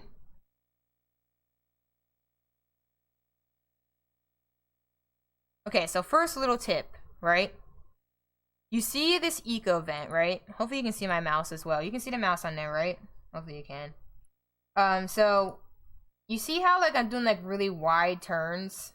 You don't want to do that. You kind of want to think about what's my next objective and line up Jack for it, and just don't even touch the L stick as much. Just do straight lines to your next target. So I got the orb crates. My next target is Scout Fly. Just go straight to Scout Fly. Alright? So there's that. Just go straight to Scout Fly. And then, you know, I'm jumping here. So that, like, you see I'm coming up to this eco vent. I'm going to go straight through the middle of this eco vent. You don't really need to do that because you know that there's going to be a straight turn here, right? So you know you want to start turning. So what you can do instead is go up to the left of the eco vent and like grab a little bit, just grab just enough of the eco, and then just do a straight turn to the left. So you see here, I'm gonna go right in the middle of it and then kind of do like a sharp turn over. You can do that much cleaner. And of course, jumping over lava pits is nice. So this is kind of like what I mean. So like I go through this. My next line should just be this scout fly here. And then my next line here should be preparing to jump in between this because that's what it's a little bit faster. I think it says like a second jumping in between this. I think I do this in this PV. I don't think I actually need that balloon though. You can probably get it just to be safe, but so this here, you know, get this scout fly. This is kind of like RNG, like when those things spawn, at least as far as I understand. But like, you see how like I'm so far away? Like this is a corner that you're turning, so you can try to do it as tight of a turn as you can. I'm kind of like far away. It's almost like I was thinking like, should I get this balloon or something? And then I came back. But like, you can kind of do like a tight turn around here instead. And just go right to the scout fly. Now, I usually grab all these orbs here, so you just gotta try to do this as quickly as you can.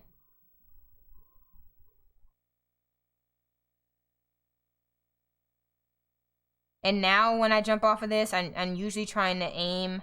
I'll show where I aim it a little bit. Hold on. Gotta try to get the pause in a good spot. Alright, so I usually try to just aim it, like, right for this. Because if you get a good jump, depending on how hot you are, you might need to get this balloon. But I try to jump like on this little hump here. If you time it nicely, you can get a really nice jump that will cool you off anyway. So obviously you got to get the scout flies in here. So this is another thing where you can kind of do the same thing. But what I notice is that it's much faster at the end here. Is if you come up here and get this, I think you get the blue eagle obviously. If you wait like up to this point, you can get a nice launch right into this balloon. And you can take like a really sharp turn, like right through the lava here. And that can save you. Oop, I didn't mean to unpause it. You see like right here. If you're too hot, this would just kill you, right? So depending on how hot you are, you can just take a straight turn right through here. And it will take you right to the balloon and right to the scout fly. And you'll get cooled down instantly. You know, you get the scout fly cell. And since I've been trying to think more about the zoomer lines, I've been saving time in this split consistently now. Because I'm just doing things. I'm not thinking about the lines in this PB at all. And that can just save you time. So there is a way you can do this a little bit faster, but I think it's just better just to go here because there's a scout fly, there's a orb crate right here that you can grab, and you want to get as many orbs as you can. So as you can see here at the end of this, I'm at 271 orbs. So right now I'm at 147, so let me just go through it myself and I can kind of show like some of the things I've been doing. So obviously in no LTS you want to try to get this, then I'm going to try to make a turn right towards this and make a turn right towards this scout fly here. And I'm going to try to get off the edge of that blue eco.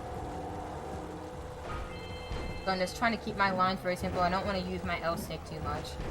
You can get that balloon if you want. I think it's actually faster if you don't worry about it, but just get them if you want. You see I kind of did the same thing there. I was hoping that I'd get good RNG. I wasn't sure though. This is pretty good RNG actually. I'll take it. But I didn't do a pretty big jump off of that because there's no reason to.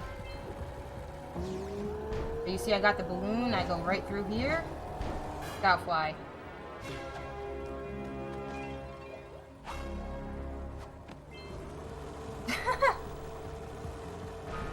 Alright, so there you go. Nice, much cleaner lines. Probably not perfect lines, but much cleaner lines here. And how many orbs do I have? I have 197. Oh yeah, because I didn't go to Misty, so I can't really keep that up. Let me pull up what you did, Zed. Wow. That's nice.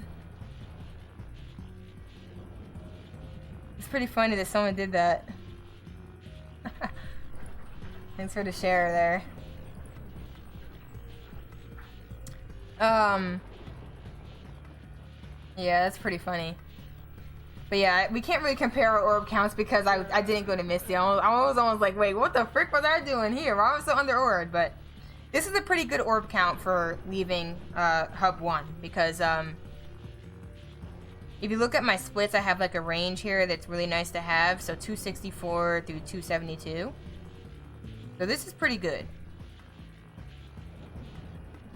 Honestly, you can have 240, but I think it's better to be on the upper range like this.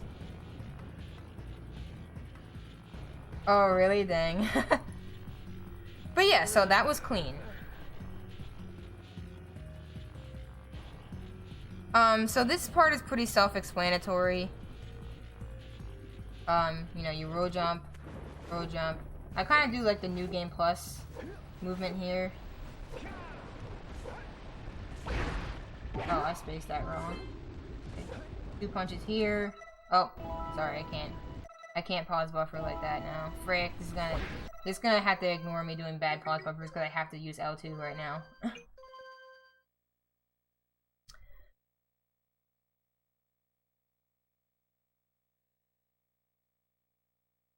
Okay, nice. First tries. So this is another good example of the saving menu. Oh, L3, I was like, wait, what do you mean by L2? Yeah, I don't like L2 anymore as much. It's alright, I can still do it, but I'm not as comfortable with it anymore. So this is a perfect example of a situation where you want to go up. So you go up to save. Up 3 times to save. Then go up again to load. All in one smooth motion, and you're good to go. Oh, we got L2 first try. Nice. I'll take it. So you want to roll jump to the left here. That's probably too far to the left, but you know, it works, whatever. So ideally, I'm gonna go to, you would go to this, but I mean, obviously I don't have enough orbs, so you're gonna see me go for that in my PB. So we're gonna skip Basin, because Basin's pretty self-explanatory. If you want, I made a lot of tutorial videos on things in Basin, and I think they're pretty good. I think they're pretty detailed and go into detail about things that will help you with no LTS Basin tricks. So basically all there is to Basin that's really interesting is like there's this new route here. You know, I get all 3 of these orbs and come back, grab the scout fly, and then this roll jump over here, Basin. But pretty much the only things that like really hurt you in Basin is doing rock jump and not messing it up. So getting clean rock jump here. That's faster because basically what happens is... Oh, you never really understood it? I can try to explain it. It might not be a perfect explanation, but I try my best. So basically what happens is... you want to start... Is there a way I can get it to, like, trigger again? So let's pretend the scout fly is still here. So you want to... You notice, like, the precursor Basin text starts to come up, like, right around here? You want to try to get the text. Oh, okay. I might save really quick and then do it. Do that. Hopefully it'll still give me the right save. I can just pause buffer back. It should be fine. I'll show you again and explain it. I just gotta pause buffer again, hopefully. Oh, it puts me here. Okay, whatever. It should still work, I think. Right? So you see, like, when you start coming over here... Oh, it's not showing up. Oh, my bad. Okay, well, when you start coming over here, you should start seeing the precursor Basin text. So basically what's happening is the game is starting to load precursor Basin because you're getting close to it. Because Jack has a really nice way of, like, loading things as you're still playing. So you're taking advantage of that. So you're getting Basin loaded, starting to load. And then you come over here and grab the scout fly. Because it gives you something to do while you're waiting for it to load. And then you should just be able to come all the way back and Basin will already be loaded. So if you don't do that, you see how this text is already loaded in because the game already had it loaded in? It's kind of like it was doing that without the text being there. So you see how I can just get right on the zoomer? If I didn't do that and I just came over here right away, I would have to sit here and wait for the zoomer text to come up, for the Basin to finish loading, and then for me to be able to get on the zoomer and move on. So that's basically why that's faster, because instead of waiting for the Basin text, you're getting it loaded, then coming back to get the fly, then you're coming back over here. That's how I understand it. But yeah, the only things that really matter in Basin, like I was saying before, is, hopefully that's a good enough explanation, Whip, is rock jump, you know, making sure you're not missing the extra orb crates because you're skipping the orb vent in Rock Village now. So you grab these. You know, you can grab as many of these. I try to grab as many orbs in Basin as I can, so I try to get all these that I'm showing you, this whole path. I try to get as many of these as possible. So grab this, grab all these, grab that. I try to grab as many of these as I can. I try to grab all 3 of these. I grab all these. You know, you try to grab as many orbs as you can. And then there's one cycle plants. This is efficient. I made a tutorial on that as well. I made a tutorial on one cycle plants and rock jump if you're struggling with them. So then you can do that, and then the only thing you need to make sure is get this orb crate as well when you're leaving. You do the scalp fly trick. That's the only things that matter in Basin, but for now we're just gonna skip that right now. Because Basin's pretty straightforward, and you can look at the tutorials if you're not confident with anything there. So yeah, after that, basically when you come out of Basin, you want to start going to LPC now. So like I just do like, what do I just do? I think just do a bunch of road jumps over here, grab this, and I can read the next tip. You get it, Whip? Because I think Deb was explaining it to you, right? You can't get on the zoomer when the text isn't showing.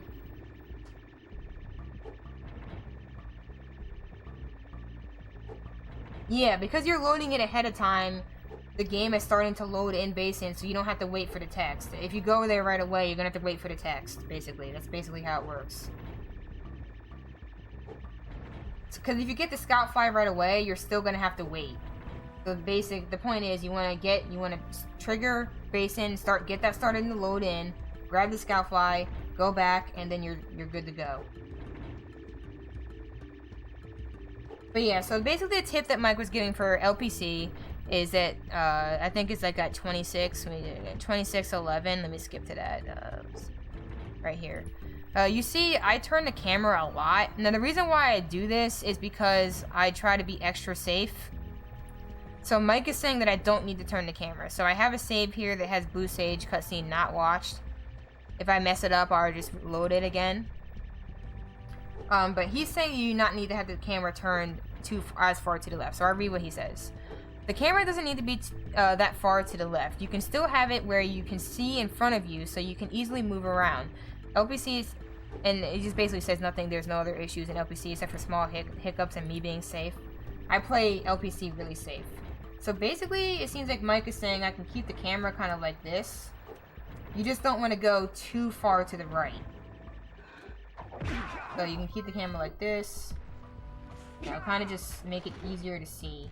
So all the movement can stay the same. You just want to make sure that... Oops, kind of got an eating roll jump there. You just want to make sure that you're not going too far to the right. But you don't need to be as far to the left as I am. Usually I'm like this far. Yeah, it looks really scary. That's the reason why I turn it like that. I'm pretty sure Mike is just saying that you're being overly cautious, basically. But I usually like to be overly cautious and just get used to that. But I do see what he's saying. As you can see, the cutscene has been skipped properly. So, like,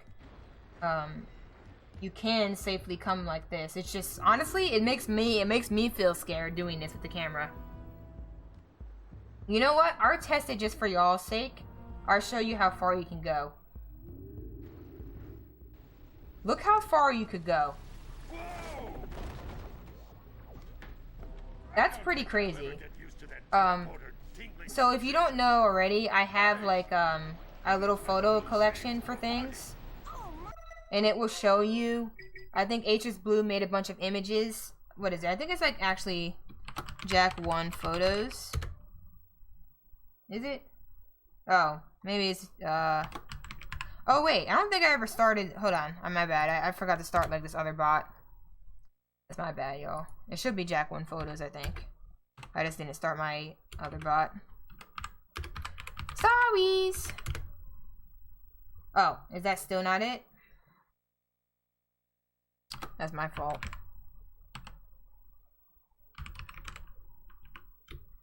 Let me actually pull that up so I can share that properly, because I wanna actually show you all that.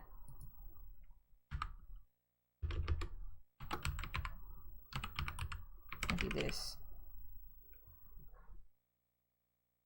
Give me a second here.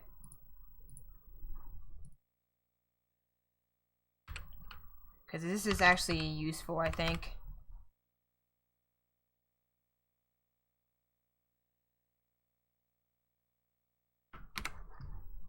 So I'm pretty sure it's this link here. Not remembering the command off the top of my head, but yeah, this link, bit.ly/jackphotos, should take you to like a collection of photos I have for Jack 1. And HS Blue actually shared, I think, the image or the range that you can turn your, that you can't turn your camera. So basically you have a lot of leeway, but just be careful. So I don't need to be as cautious as I was being, basically, is what. Oh, the cutscene is still going.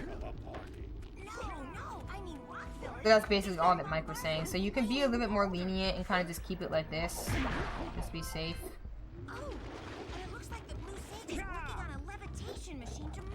You see, we're good, we're good, we're good.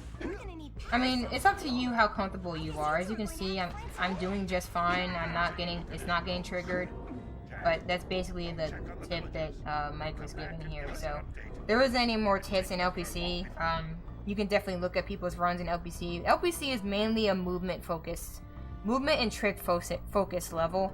So you gotta clean up your movement, you gotta clean up your tricks. You can play it safe like I do, but you just gotta be aware that you're gonna lose time doing that. But yeah, for the most part, should be good. Oh, it's just Jack photos. That's my fault. It's not Jack 1 photos. I think it's just Jack photos. There you go. There it is. There's the command. That's my fault. Anyway, so the next area is Boggy. So Boggy, there's a lot of tips here, and Boggy is kind of like, it's kind of a difficult level, so I see why Mike was doing that. I totally get why there's so many tips here, and I think this is an important level because I feel like Boggy just doesn't get the attention it deserves sometimes. Like, I feel like it's a very tricky and cycle-filled level. Like, there's a lot of tricky aspects to it, and I think people just don't put a lot of time in it. I know I didn't put a lot of time into it, because I just kind of didn't care about it. But it's definitely worth caring about and thinking about. So I'll get into Boggy. Let me skip to Boggy in this PB as well, so we can not look at LPC. Because, like I said, that's just all down the tricks and stuff like that, so it's not worth worrying about. Alright, so Mike's next tip to me is at 31:33. So let me skip to that for you. There we are. So basically, a lot of new runners I see have been learning 1 frames. And I think that that's good, you know, I get it. Oh wait, we're missing a scout fly, aren't we? What scout fly are we missing? Oh, we didn't get this one. We can just do that just so we can keep that consistent. I'll save over this because I'm not going to go to LPC, so we're not going to worry about that. We're just going to save over this. That, save over this. There we go. Just so we can keep this in touch. Now, for me, I've been using, like, just a little tip here. I've been using, like, the New Game Plus movement that we've been learning in my no LTS runs. You do not have to do that, but, like, really clean movement, like, from jumping up here is, like, just roll jump, and then roll jump, and roll jump. Like, just 3 crisp roll jumps, and then I kind of ground pound into the cell like that. Really nice way to, really clean way to just get over the Boggy. But, you know, that's kind of risky because the pontoons might not be... It's kind of like RNG, because the pontoons can be in a bad position. If you have good situational awareness, you can kind of look ahead and be like, okay, the pontoon's in a bad spot and not go for it. Or you can just go for it. What? Why are you saying that? Or you can just go for it. Like, I can see that it's in a good spot, so I could go for it. Oh, right now it's in a bad spot, right? So you jump up here. This is the backup for it. Just come over here like that.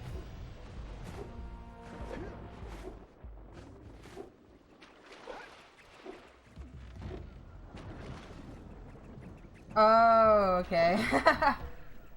Yeah, it happens. But yeah, that's the backup for it if you want to go for that movement, but you don't have to. Anyways, so if you are comfortable with doing 1 frames, right? Freak out of here, rat. Mike is recommending that on this platform you can do 1 frames. You can do a 1 frame. So if you know this, there's low jump. So basically, low jump, you punch this. If you kind of like on the outside of this, if you kind of spin into it, you can get a low jump. Doesn't always happen, but you can like look at analyze other runs and figure out like where you do it at. But basically, Mike is saying that right here you can do a 1 frame, and this will be faster. So I'll read what Mike says. So I guess going for a 1 frame on this pad couldn't hurt. You wouldn't lose time going for it, and it saves time if you get it. You wouldn't have to spin in the air for this one either. So if you do want to go for this, I don't usually go for 1 frames, but if you do want to try to go for 1 frame here, you don't have to spin to save yourself. You'll be fine, and you can just get right back out and continue the rest of the run. So you can come out there for a potential low hop, and then you can get the scout fly, and you can, if you want to, you can go for a 1 frame.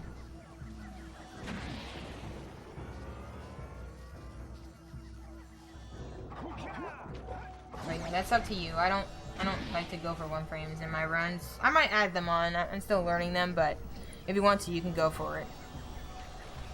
So keep that in mind that you can use that there. And then there's another spot that Mike is talking about doing 1 frames on. So 3454. So let's skip through this. Because Boggy seems like it's just a lot of talk about 1 frames. The rest of it will just come from you analyzing Boggy movement. It's worth it. Josh made a nice video for me that I put in my playlist. This should be the right command for this. What is it? Jack 1 vids? Yeah. If you go to that playlist, I have a video that in that playlist that Josh made for me going over everything that matters in Boggy, and I really recommend if you want to get better at Boggy to watch that video. He goes over cycles, he goes over movement, just little things that can make you faster, and it's worth analyzing it and getting comfortable with everything in it, and you will start to have much cleaner Boggies. I guarantee it. So that's what I recommend if you want more movement and stuff for Boggies. We're just going over little things in this go through right now. So anyways, so you can do another thing with this launch pad. So let's see which launch pad this is. Oops, I'm skipping over what does he say? 3454. So let's do that. 3454. Let's see. 3454. Okay, so yeah, this little launch pad here, you can do a 1 frame as well. A lot of runners are doing 1 frame, so you can definitely take a look at their videos if you wanted to see that. So that is just adding like little 1 frames that don't change too much about the run, but you can just add 1 frames to make it just go a little bit faster and save you a little bit more time. And it seems like he's saying you don't need to spin for that one. So keep in mind that both of those launch pads, you can do 1 frames if you're into that, and you can save you a bit more time, and you don't have to worry about spinning to prevent yourself from taking damage. So next one is at the end of Boggy. So I'm going to just get myself to the end of Boggy because there's no reason going over everything in Boggy because, like I said, Boggy is a pretty complicated level. There's a lot of little things that matter. And over time you will understand and get comfortable with them. So you just practice that and you'll get there. Oh, wait.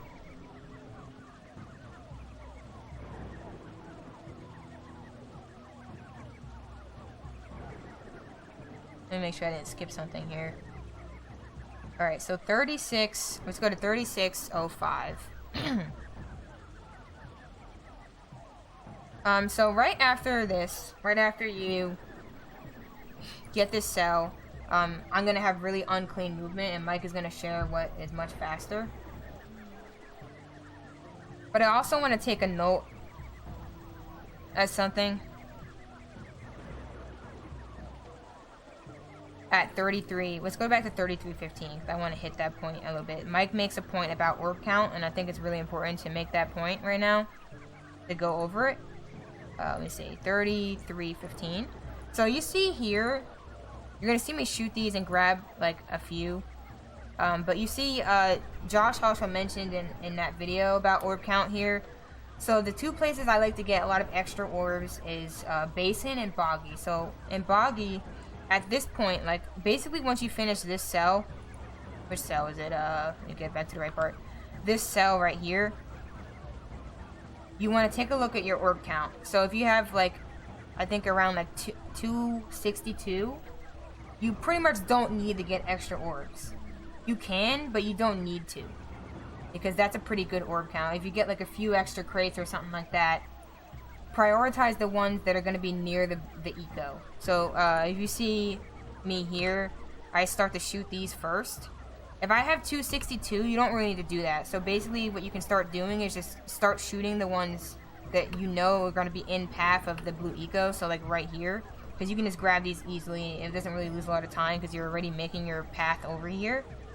But you don't need to get all of them. Like you see I get all of them. I usually get all of them just to be safe. But if you have 262 at that point, you're pretty much safe and you don't have to worry too much about it and get too many orbs, because getting a lot of orbs adds up and wastes a lot of time, so just be cautious of that. So I have 281 now. That's a lot of orbs here.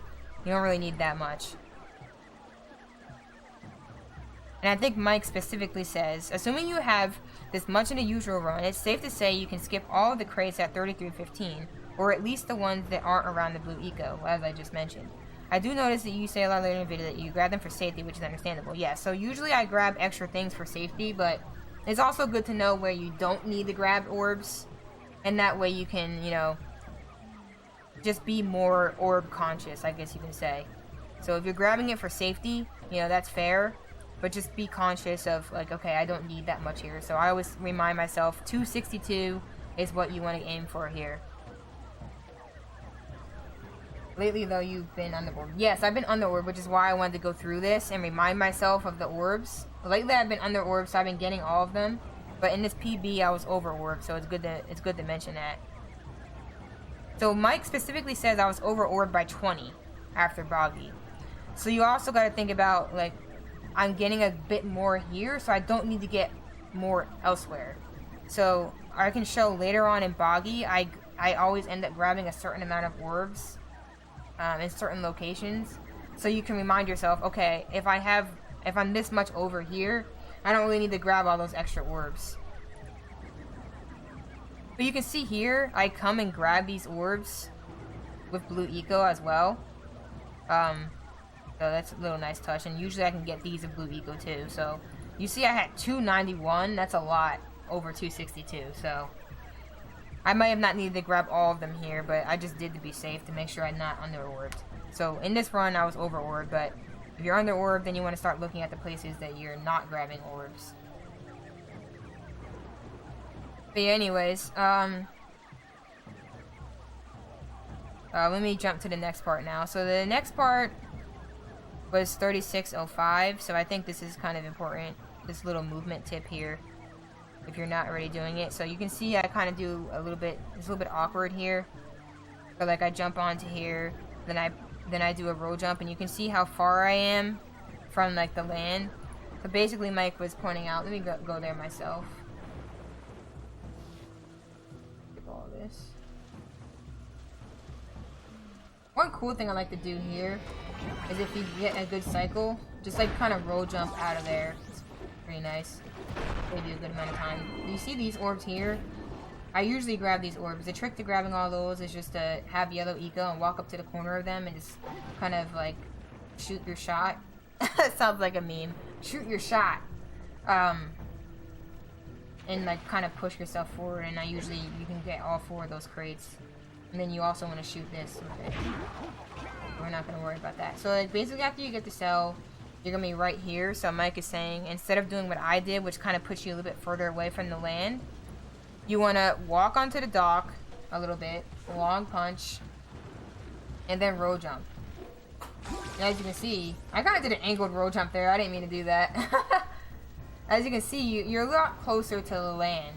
So you walk a little bit long punch like that, and you're kind of like right there, and you can just keep going. So little things like that will just end up saving you time. As you can see here, I don't do that. What I do is kind of a little bit more awkward here. So you can see I kind of do a little bit more angled roll jump there. I didn't mean to do that. As you can see, you're a lot closer to the land. So you walk a little bit long punch like that, and you're kind of like right there, and you can just keep going. So little things like that will just end up saving you time. As you can see here, I don't do that. What I do is kind of a little bit more awkward here. and I'm a lot further back, so like I'm forced to jump through the tar or get a roll jump through the tar, which is kind of hard to time. So to avoid that altogether, you can just, you know, kind of get better spacing here and just walk onto it, long punch, and then roll jump. And pretty much right here.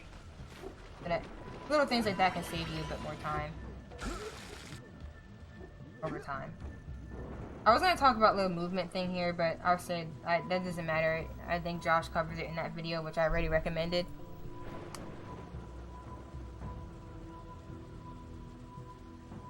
But yeah, let's see what the next tip is. That was a really big section because these are really important little points that Mike gave. So the next one is, the next part is deload. So like, that means we're completely out of Boggy. Basically, this is a problem that's very personalized to me, but I'm not sure if new runners are doing it or not. And I've seen some discussion about it where some people are talking about, like, depending on the type of PlayStation you have, like how old your PlayStation is and the version you get, you might have to wait shorter or longer. I think it was Vasco. I think Vasco was saying that for deload, he waits like 2.5 seconds. I've never heard of anyone waiting that short amount of time. If I wait that short amount of time, I will frick up deload.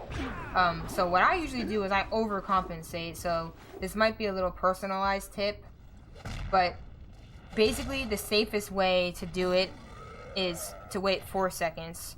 So Mike noticed that I waited like 5 or 6. That's probably me hesitating, but you don't have to wait that long.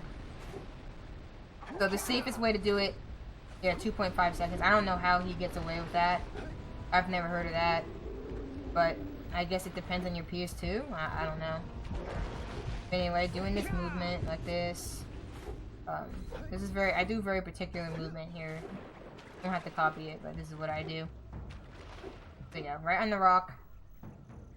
I don't know if I can actually, hold on, let me just try to time it.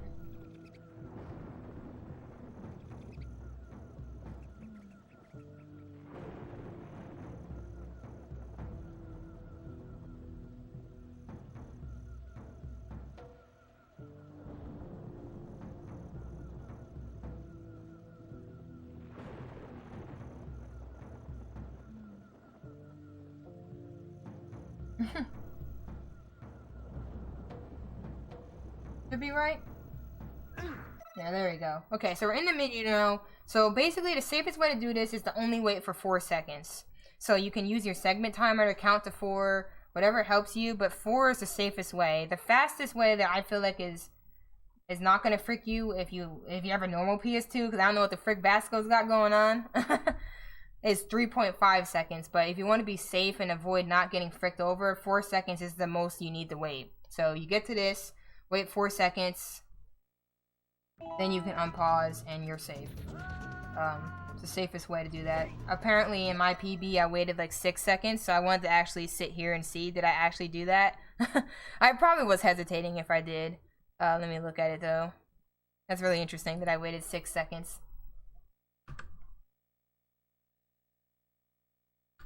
Let me skip through this to get to it. There we go. We're close now. Let's see how long I waited. I'll use my segment timer in the PB. Alright, so we get it. So 1, 2, 3, 4, 5. Okay. I saw the 6 second. I kind of a little bit late. But yeah, Mike mentions that you can be safe and wait 5, but I think 4 is pretty safe. So ideally, you want to just wait 4 seconds in there, and if you had trouble counting like me, you can just use your segment timer to help you with that. Alright, so this next one is really small. It's a really small movement update. I've started doing this recently, but I haven't been doing it in a while. I'll just get through Mountain Pass so I can actually show it as well. I don't think he has a modded PS2, but I know you're just joking, but I think he might have like a better version of PS2 or something like that, because all I know is that he was claiming he can get away with 2.5 seconds, and I've never heard of that. It's good for me to practice this because I gotta get used to actually grabbing things here now. And I like to try and get as many orbs as I can in Mountain Pass because it just helps with the orb count if you're low. And that could be something that I was getting low with because I usually grab a lot in Mountain Pass and I might not have been because I'm so used to New Game Plus and ignoring it. So it's definitely something to look at and think about. That I might have been doing and didn't realize.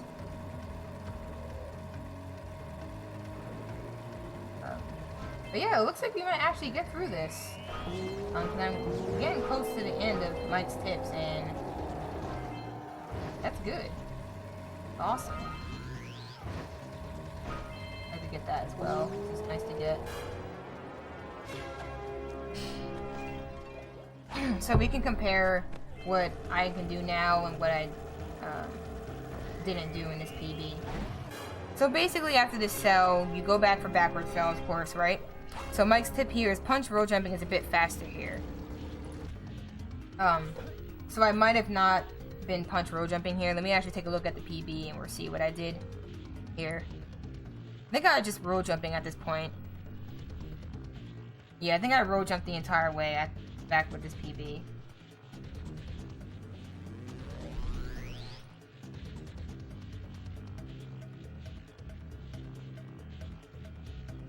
But yeah, punch roll jump is faster depending on the spacing. But I was just doing roll jumps here. I think since then I've transitioned to punch roll jumping. You know what? Let's do a little comparison. Right till that gets off, and then I just do some punch roll jumps. So, punch. My punch got E in there, but we'll see what happens. If I don't frick it up, it should be fine.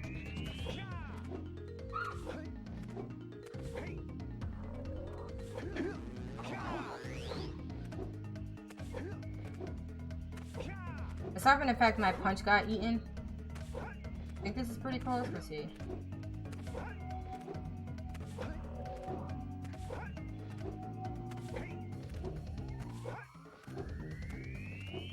Do a little work with it again. Oh, I didn't get it first try. Well, just pretend I got it first try, and I think that was actually faster. Oh, I missed. I'm not holding forward, I think. Hold on. Yeah, I'm not holding forward properly. This isn't working. But I think that was faster, aside from that.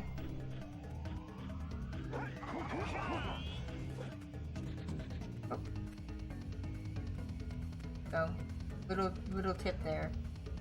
Bunch of roll jumps, be clean. There we go.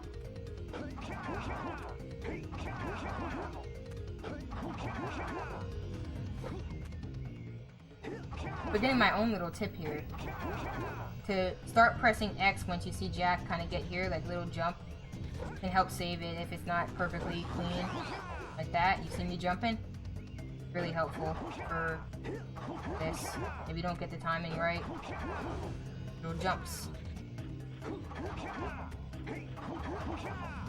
Nice. Anyways, I'll just grab this so I can die here. We're good. Alright, so the next tip is for Spider Cave. Alright. So it says here, 43-46. Typically when roll jumping on a spider web, it won't give you a bounce. You should get one more reliably if you land in the center of it, though. So if you land on the edge of one like you did here, just walk toward the center and it should bounce you. I tried it so many times and I just couldn't get it. What, backwards, so? Yeah, sometimes if I haven't practiced it in a while, it can get a little bit rusty. But basically what I do is you see this line right here? I wait until like Jack's torso hits it, and you want to make sure you keep the stick held forward like this.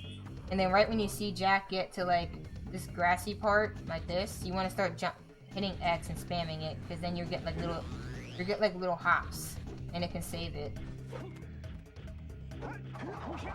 So wait till Jack's torso hits that, then little hops. Wait till Jack's torso hits that and spin, and then little hops. Wait, hold on, let me line it up properly. I'm doing it too early.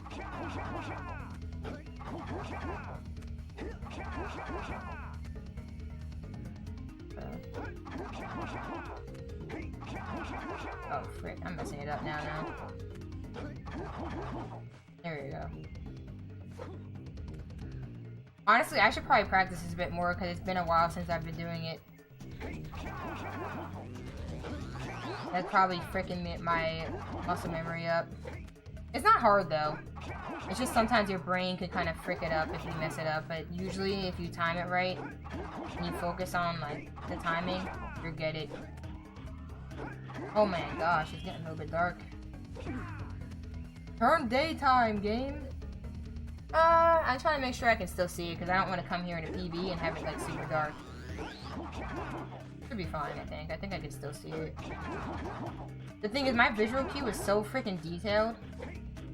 So, like, not seeing it, like, is really bad. But yeah, you can learn that. It's basically everything I just said, you just have to do it right. And sometimes my timing is off. But luckily, if your timing is off, you can figure out what is wrong and try to fix it if you're not too panicked. Because my problem is sometimes I come up to here and I'm just too panicked and I frick it up. That's unfortunate. You don't want to do that. But anyways, but I know what the next... Oh, what am I doing? We just die. What am I doing? Ah! Alright, so the next tip is at 43:46. So basically everything else here is very straightforward. I also have another tutorial on red stage cutscene skip, if that's something it causes a problem. So that's I have a little tutorial on that, but that shouldn't be an issue. So the thing that Mike is referring to here is something that I have a problem with. Let me see if I can try to force the cutscene checkpoint. I mean, basically, I want this checkpoint. Will this give it to me? Yes, it will. So basically, once you're done, you know, doing spider cave boosted and getting the cell in the caves, the actual spider cave, you come here and you die, and you're gonna spawn here. So the movement is supposed to be punch like that. But sometimes what happens is my spacing is slightly off.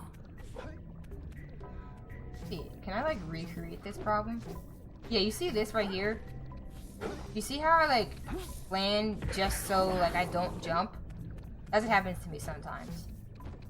Like the spacing is just off that I miss it. So basically Mike's tip is that if you do miss it, you can just walk towards the center and you'll get a jump. And you should be fine. What I used to do is I would try to jump. I would realize that I did that and I would just get like a short jump and I wouldn't even make it. Okay, let's get this spider out of here. Frick you, girl. Alright, there you go. That whole thing should work, rude. Yeah. The game's picky, I guess. But yeah, so that's basically what you can do as a backup. And you can kind of get a ledge grab there, so... That's basically a tip there. If you are copying the efficient movement here, that may or may not happen to you too. But I think that's pretty nice to remind people of. Let me try to get this checkpoint again. Show that again. So let me see. So usually 2 long punches. Like right there, I didn't even make it at all. If I die here, will it give me that checkpoint still?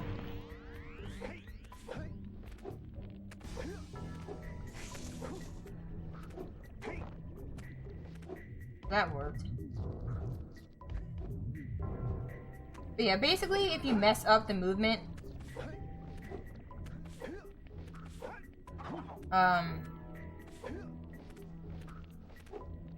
you can just die.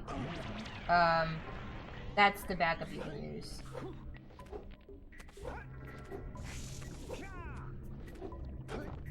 Wow, why am I getting it perfectly every time now? Can the game stop liking me when I'm not in a run? I love when I'm trying to show a mistake and I can't get it to work. And hey, what's up, Dean? How you doing? You feel bad for not putting that much work into Jack? I mean, you put into much work whatever you enjoy, you know? If you have other things in your life that you're enjoying right now, then you put in the work into that. It's up to you what you choose to spend your time doing. I just really enjoy speedrunning this game, and I like showing my practice and sharing what I'm learning with other people. That's just a passion of mine, so it's not just Jack specifically, it's just something I like doing. And I'm pretty sure a lot of other runners are doing the same thing that you see. Oh, that was weird. That you see me doing. They're just not streaming it, you know? Oh, frick. I want this checkpoint. But yeah, do whatever you enjoy doing. If it's Jack, then you put it into Jack. If it's not, then you put it into something else. And, you know, that's fair too. But thank you for the good luck. I'm hoping that I'm not the only one who can benefit from these types of streams. But, you know, it is what it is. Oh, there we go. There you go. Nice. You see it kind of broke there. The problem is I have a habit of jumping. So the goal is to break that habit. Because you don't really... You shouldn't have to jump. You shouldn't have to hit X. It should just work. Alright. See ya. You sleep well. Appreciate you stopping by. Alright. Do poo punches. Punch. Go jump. Punch. Little. See that failed. And just jump up. Just being responsive. I don't know. I could be the only person that has that problem, but I do think it's good to take note of that because I was not aware that you could do that at all. So there's that tip. Because I was not aware of that. I just thought that if it failed, you're kind of screwed. But you are not. Whew, I need to take a sip of water. We're almost done.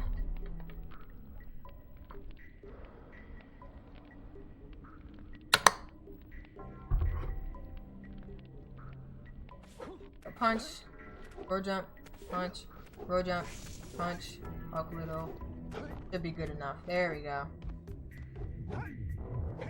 Okay, my posture should be good, and I did just drink some water.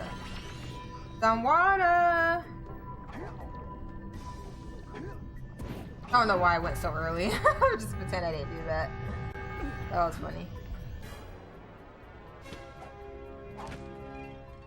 Here, I'll do some more for you. That's the good stuff. I don't know why I was sitting there like that. Anyway, none of this matters. Oh yeah, and by the way, just to mention a backup, because I see people, if they mess this part up, they go all the way back up to this yellow eco. Like, up here. You don't have to do all that. You can literally just go, like, because you're going to spawn here anyway if you frick up. Or if you're coming back down, you're going to be here anyway, so you're just here. And you come up here. I think this is much easier. And you just grab this one right here. And I think you can kind of like roll jump off of this and you're like right there. If you mess this up for any reason. Oh wait, I forgot. It's not going to work because the scout fly is going to be there. Can you actually save this? Oh frick, I just killed myself. You probably could fix it if you come all the way up here and just shoot. I think you could. I roll jump into the lava. That was strategic.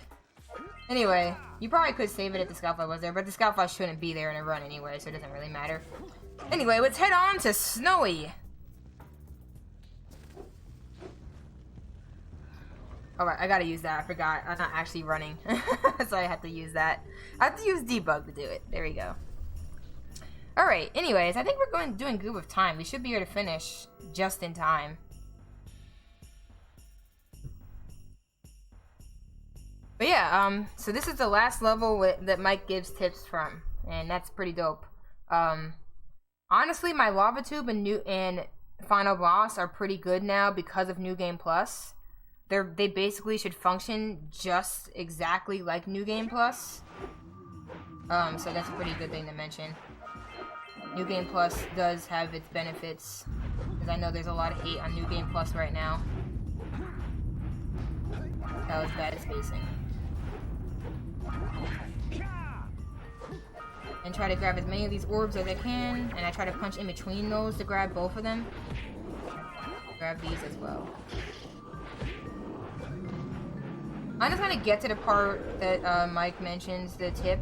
I know where the tip is about. Or where it's at. So I'm just going to get there. It's always good to practice Snowy. I definitely recommend Snowy practice. It's worth it. Oh frick, my spacing is crap. Let me fix the spacing here. So you come down here, grab these orbs. Oop, trying to get it. Uppercut this. Punch. Short punch. Road jump. Oh, wait. Oh, I know what I'm doing wrong. This is just gonna be because of rustiness, my movement not being perfect. Grab these orbs. Cut. These are short punches. I was doing long punches. Don't need that. Short punches there. Oh, wow. That little dude missed my road jump. I usually try to get that guy with the road jump. Oh, I did not have that ready to go because I was resetting and buffs. Get out of here, bro. Okay, so we're good. There you go. Hey, what's up? How you doing, Aegis Blue? What do you mean, what's this text? What do you mean? Oh, you mean that. This is, like, the tips from, that Mike gave me, and I've just been going over all the tips that I've been given from Mike, and just explaining it, and talking about little things that save a lot of time in this no LTS. Because I don't want to just be the only one to benefit from the tips that I receive. I want to make sure that I'm openly sharing the things that I'm learning. So I went over everything. Snowy's the last level Mike gives tips on. But I might go through the rest of it just to talk about some of the other things that I've learned in Lava Tube and Final Boss. Because I don't know if anyone's openly talked about them. Because what I want to do is highlight this and then let people be able to refer to it, and for myself, I don't know why I just did that, let myself be able to refer to it as well, if in case I forget, like, what I already know, how much I've accomplished. You know, it's always good to be able to look back on, like, you explaining things and be like, oh, I understand it so much better now, you know? So I like to save things like this. Anyway, so this tip right here, I notice a lot of people talk about, like, there's like 5 million different strats for this one thing, but I like this strat. So my thing is to, like, go all the way to the edge like this, walk off, punch, and then spin as early as you can. Yeah, the ledge grab list is more likely to happen with this strat. Now, Mike kind of goes a little bit further like this, which you can also do. As you can see, that still works. I just don't feel as comfortable as being up as high like this, because I feel like there's a high chance that you could bonk the wall. I wish that it would happen when I show it, I swear. Oh yeah, you see that? That happens because he went too early, but I feel like the chances of it is a lot higher like that, so I do, yeah, you see that? Yeah, some people go from this side, like they do like something like this. Oh, frick, that, I don't even know what people do as much anymore, something like that. Probably do something, I don't remember those strats because I don't do them anymore. What I used to do was, I think I used to do like this. I think I used to, frick, man, I can't even do what I used to do. I think I used to do like an uppercut or something like that, and like, do it like that. I don't even remember, it's been so long, but yeah. And then I think Zed was doing like some strat where like he does some zoom walking stuff. Like, I don't even know what they were doing. Like, I think some people do like some, oops, edge grabbed. Oh my gosh, I don't even know how y'all do that. Something like that. Where you guys go like around? I used to, frick, man. There's some zoom walking strat. I just don't know what it is. I used to, hi! Oh, frick, I can't zoom walk. Close enough. Something that, they might do some uppercut out of it or something. Something like that. But I think this is the best strat. Right here. Very consistent, very safe. The only thing that can really frick you up is not timing the inputs correctly. So, like, that's why I don't like doing it. Oh, what? That's why I don't like doing it, like, up here, because if you take too long, if you don't hold off on the square input and the circle input, you're gonna really frick up. But if you go back here, like, you're pretty safe. Okay, I say that and then I frick it up. You're pretty safe, epic fails.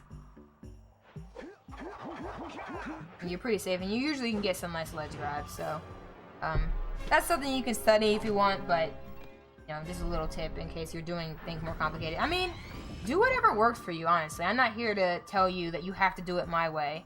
I just think that that is what I feel like. I've I've shown that to multiple people, and when they start doing it, they always have an easier time. And when Mike showed it to me, I had an easier time. So to me, what matters is, like, you want to work, you don't want to work too hard, you know? You want to be nice to yourself. So, like, if you can find an easier method that works for you, that doesn't lose you too much time to learn, then it's worth it. So, if that stress not for you, then it's not for you. Yeah, work smarter, not harder. For me, that was so much easier that I was like, I'm never doing the other things again. And I've only gotten more consistent at it. So, oh, I'm freaking up H's boosted. What the frick is this crap? We gotta fix that. Oh, what the frick? Am I this rusty that I can't do H's boosted anymore? Okay, that was kind of risky, but okay, that's what we're looking for. I also have an image of how to start the uppercut for this, and like I'm doing it too late. And like the Jack photos as well.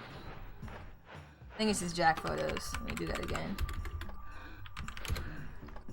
H's Boob provided the nice picture that I put in there that kind of shows you where to start it. It's basically like right before the bridge, you want to get your uppercut done. It's like a really quick uppercut, like right before the bridge. You don't want to wait until you're on the bridge, because then you're going to get all fricked up like that.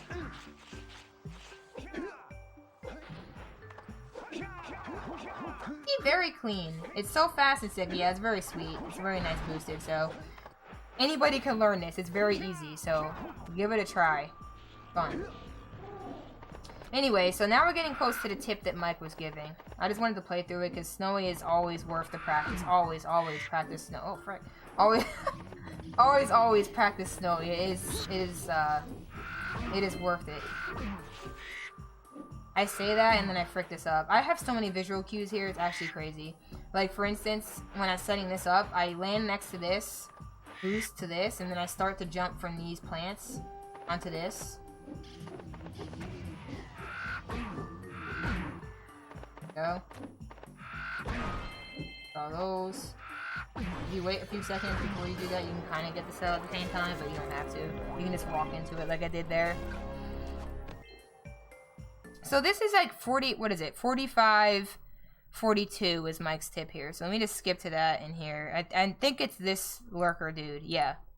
Oh, never mind. He's talking about this guy in the beginning. I thought he was talking about this guy over here. Oh, that's my fault, y'all.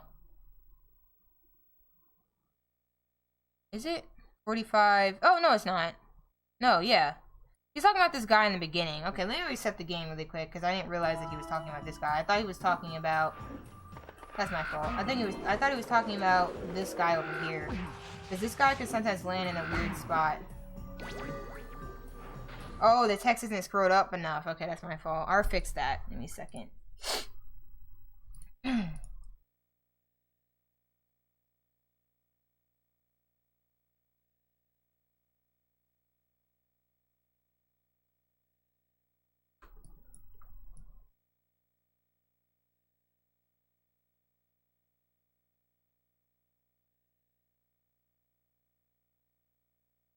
Yeah, I'm just fixing it because it's at the end. So the problem was it wasn't showing all of it because it's the end of it.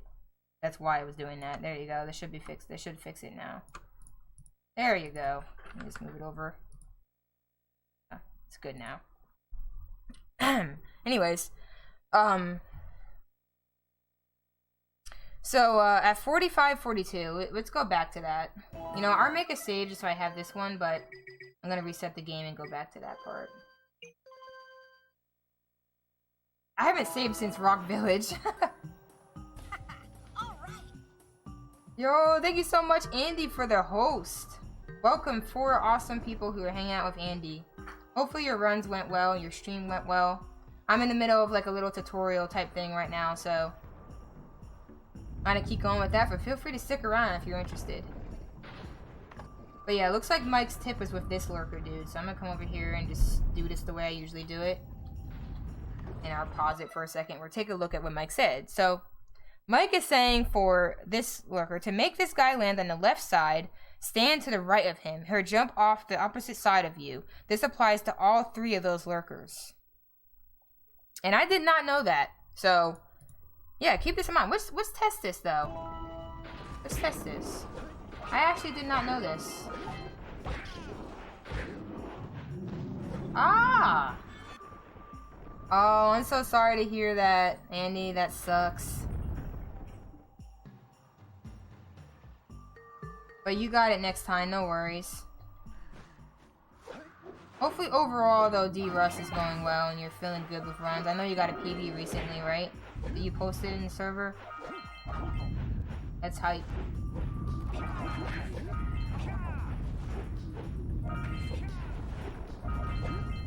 gonna go through this. Punch in between them to get both of those. These orbs.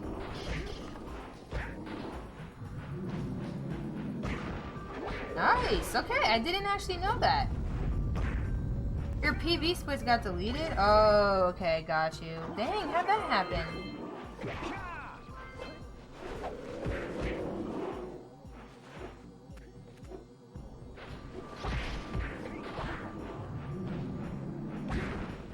Yeah, I was on the left side of him. He went to the left. I don't know if there's an efficient way for him to drop off there. That's okay. You have no idea? Oh, dang. I'm sorry to hear that, but, you know, at least you're making progress in your D-Rush, so that's good. But yeah, that's a really good tip. I will keep this in mind. I think it only really matters for these two in the beginning, because, like, you're always going to be coming from the other side for this part here.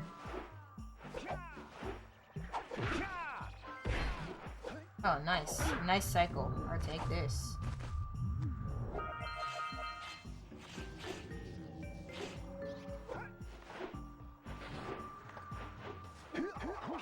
Nice, we got it. It just boosted.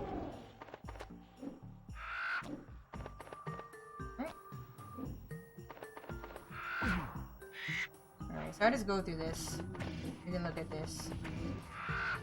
Like I said, snowy is always worth the practice. Always, always, always.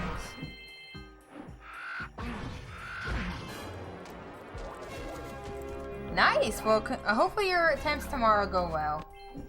I hope to get some actual no LTS attempts in tomorrow if I can. Just wanted to go over everything I've been learning for now. So since we're approaching it from this side, it should come out that side. Let me pause here. Alright, so the next tip that Mike gave is at 47.54, so let's jump to that.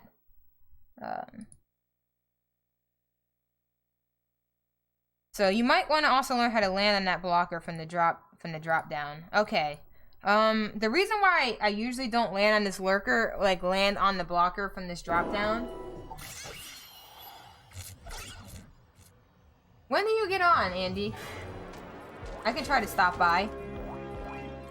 I usually like to chat a lot in people's streams, but I've been a lot busier lately, so I haven't been able to drop in a lot of streams like I used to.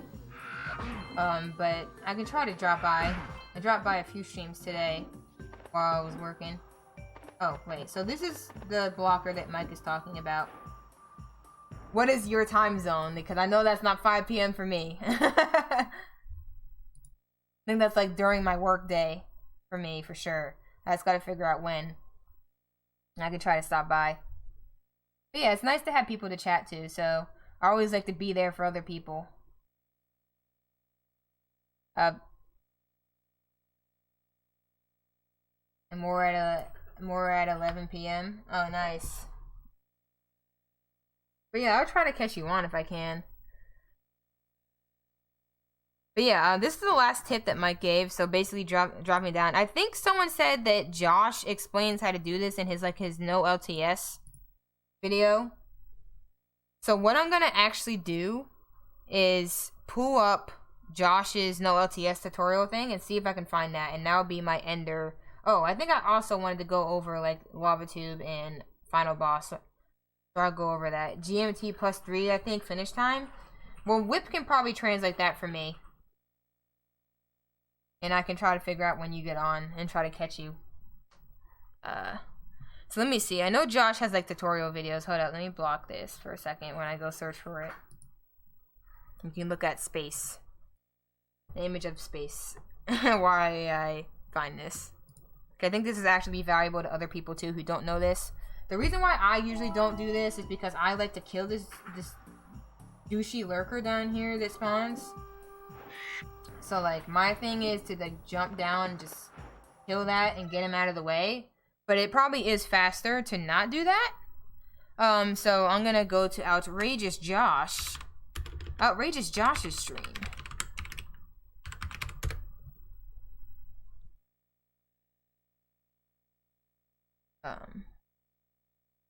I think he has a playlist of learning no LTS, and I think that's the one that this is in. That is in, like, no LTS tutorial. Here we go, no LTS speedrun tutorial. And then we're gonna go down to, let's see, Snowy. Cave. Nothing. All right, so let's skip to Snowy. Second one. You kind of want. Rather, you just want to jump. And I'll put it on there so y'all can see it. I would just. You know what? We're gonna switch scenes for this. This is gonna be better. We're gonna switch scenes. So our switch really quickly to the video scene, and you'll be able to see it better. All right. There you go. You can see it. There you go. So we're gonna skip to see right where Josh is talking about this, and y'all can get some knowledge from him. If you face this way, just try to skip to the right spot and ground pound it. Hopefully y'all can hear that. Can you hear Josh? Kind of a awesome trick. You want to kind of ride this platform right here, and then you want to jump. So you kind of this double jump, and I missed it. Don't you just love really when you're doing a tutorial and like you frick it up? I feel that, Josh. You don't want to ride that platform too much.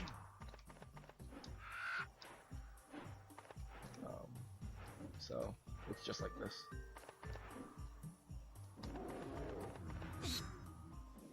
Okay, it doesn't look like that, guys. The tutorial really curse. Not that bad of a trick in a run. You just have to hold forward, really. I don't know why I'm missing it. You miss the weirdest things in tutorials. Okay. So he said basically, you want to come up here. You don't want to ride this. You want to do double jump and just hold forward. Oh, I actually made it. I just kept walking.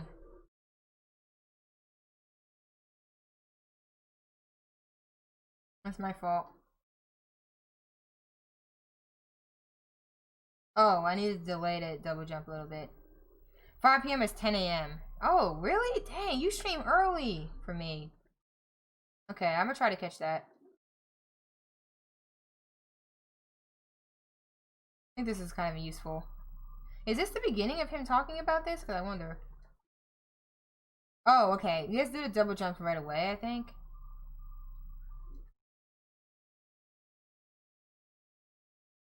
Ah, there you go. We're gonna restart. Usually start or about 11 p.m. All right. Okay, so come down here, get the scout fly.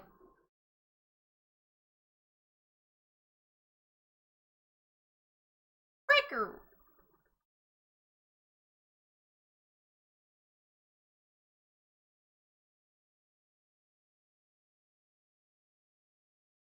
I'm always too short, I think. What is the backup for this?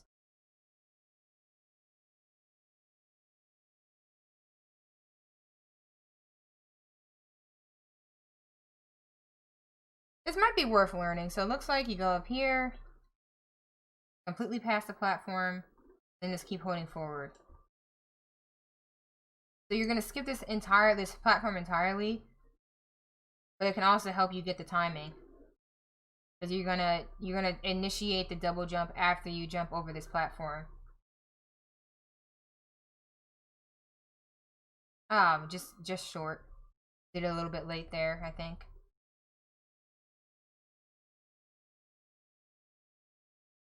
Yeah, see? That works. That's a pretty good visual cue right there.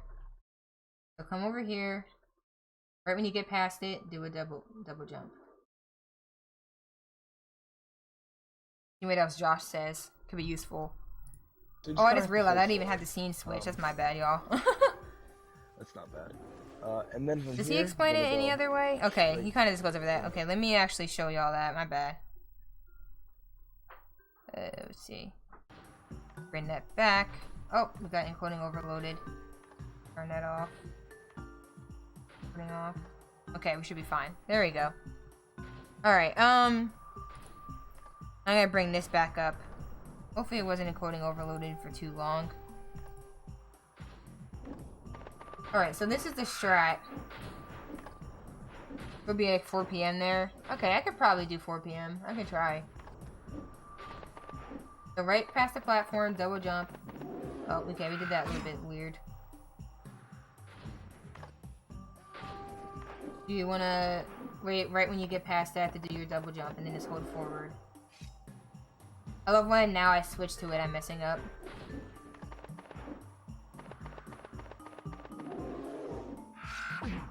Oh, frick. That was bad.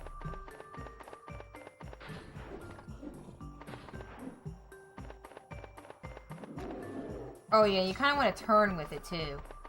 I think that's what I was missing there.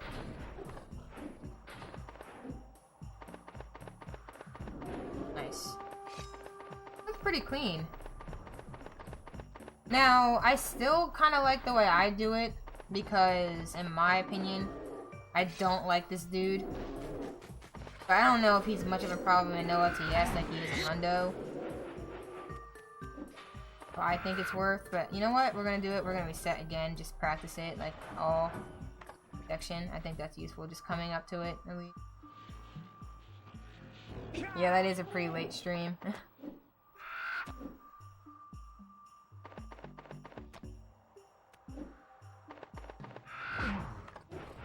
Indeed, indeed, Andy, but you sleep well.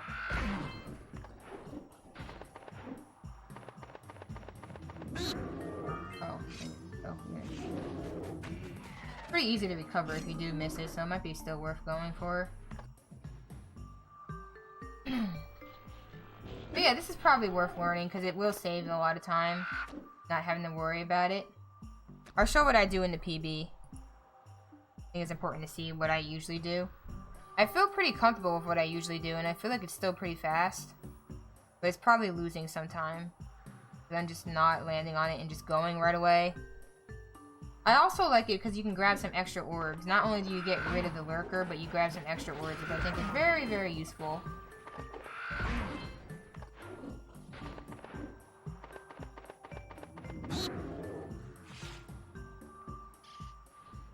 Yeah, it's like I'm getting short of it each time.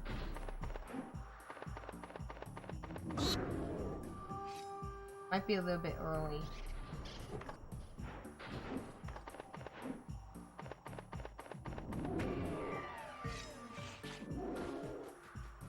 That was nice.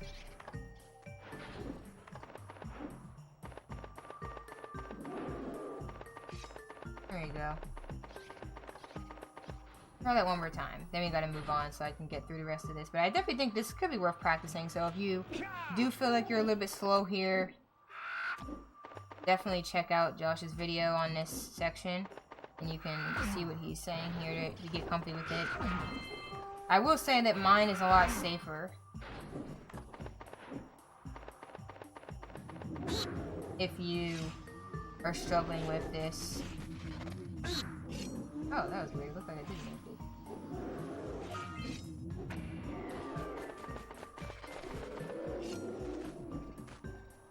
So this is something you can practice on your own. Get a bit better at. I might consider doing it. I'm not sure. I know it's time save, but I also would rather get rid of that lurker because I've seen that lurker chase people like later on in the. Oh, freak! I didn't do it. Later on in the run, so I'll show like a little bit more like what I do. Incoming for you, and that really sucks. You don't want that.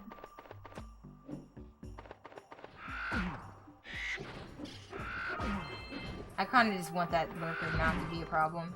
But I do understand that this is faster, and I think that's important too. So I usually come down right on it and just turn right for this. And I usually get it, no problem.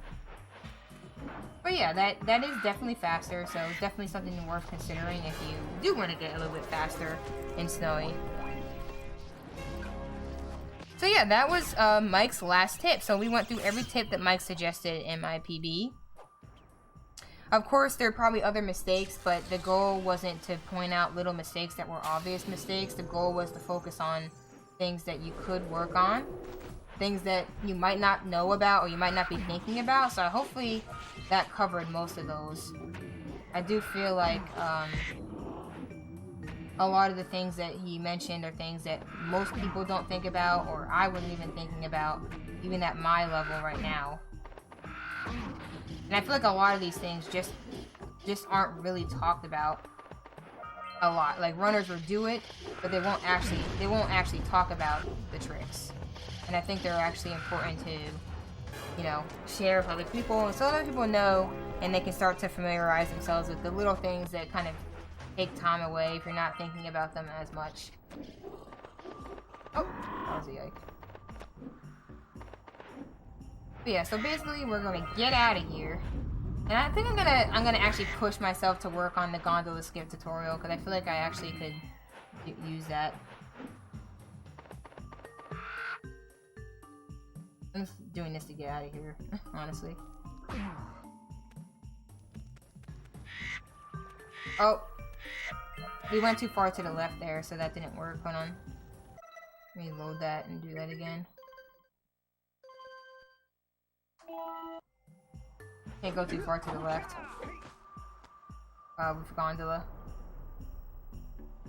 And I will mention that in the tutorial.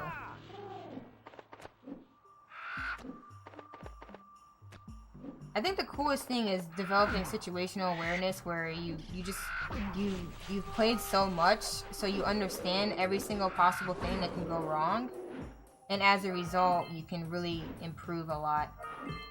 Because you know how to respond to something that's going wrong in the game. I think that's really important.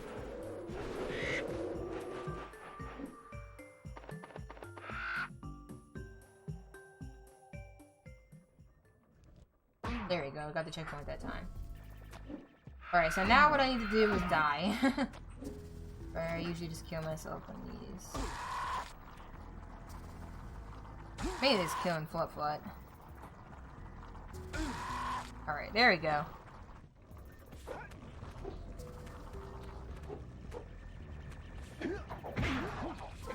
Oh wait, you could just punch down to this, it's probably faster. You can do. Those are the 10 we got to sell there. Like we usually would. We're going over the lava tub.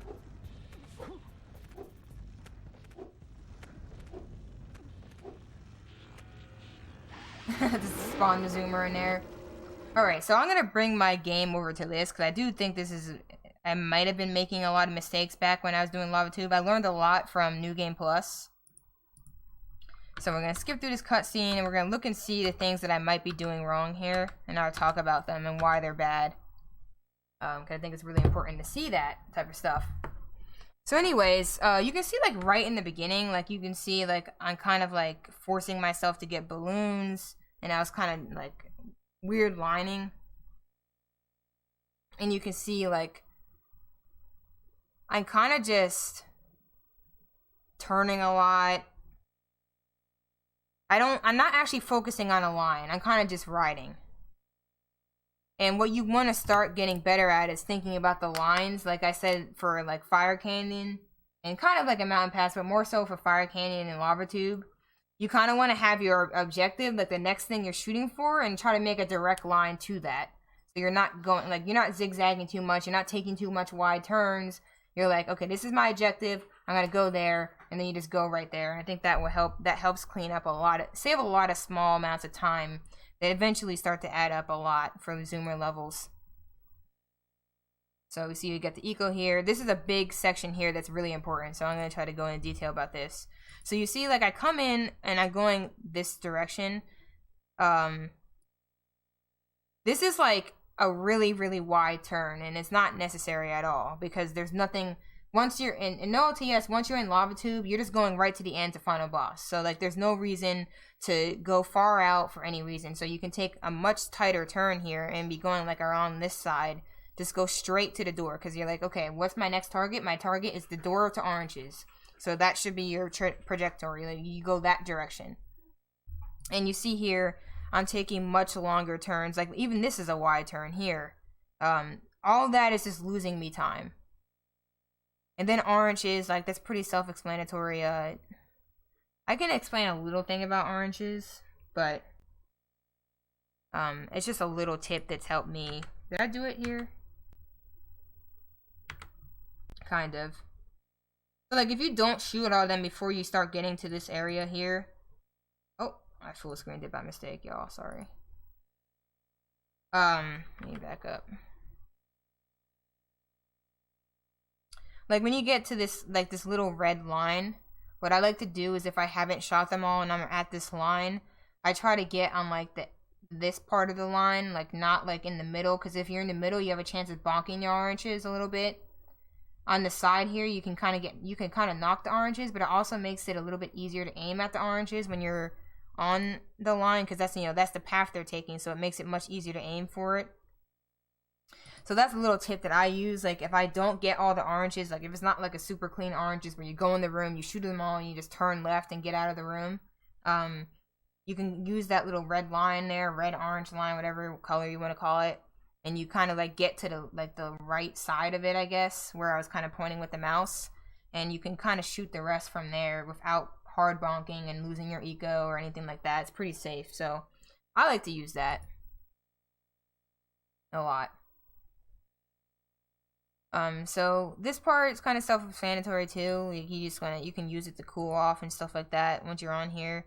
Another thing that's kind of minor that could save time, if you're thinking that far ahead, when you're coming here, it's actually I think it's a little bit faster to take the middle line, but I don't think it makes that much of a difference. So it's not something you have to do, but the line is a bit better if you're thinking about the lines. Because you're coming this way, you can just jump right that way. It's a little bit faster than going around like this.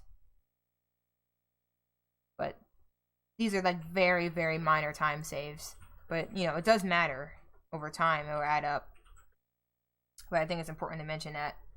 Looks more dangerous. It's not dangerous. Basically, what you have to do is, I can take it back a little bit. Basically, like when you're right here, you just shoot, since you already have yellow eco because you just took the oranges out, as long as it didn't go poorly in there, you should just shoot, like at this point, you can just shoot this middle bomb and you can go there safely. So it's not too bad. You just have to be a little bit aware, like thinking ahead, like, okay, shoot this now. Now I have a clean line. Just a little bit faster. So let's keep going. Nah, it's not bad. It's not bad.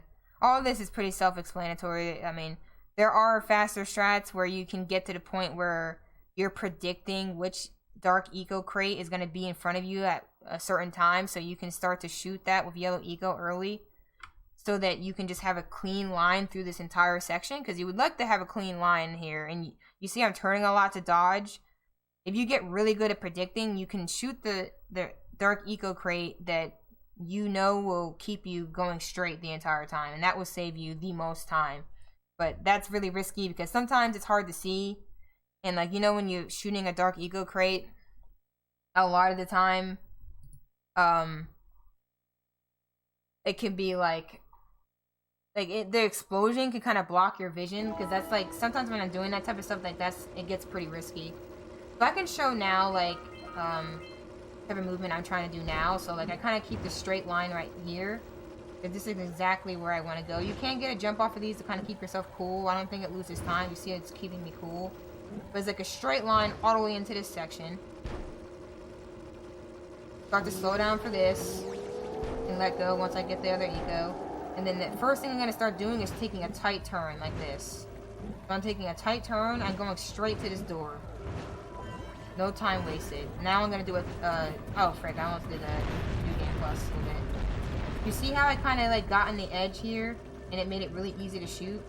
I'm just gonna sit here for a while so you can see what I mean. Like the edge of this little red line here, it makes it so easy to aim at them. So that's usually what I do to keep it safe. And you can see I still have some yellow eco, so I shoot that. You see that that's how easy it is to go through the middle. It's just a little bit faster.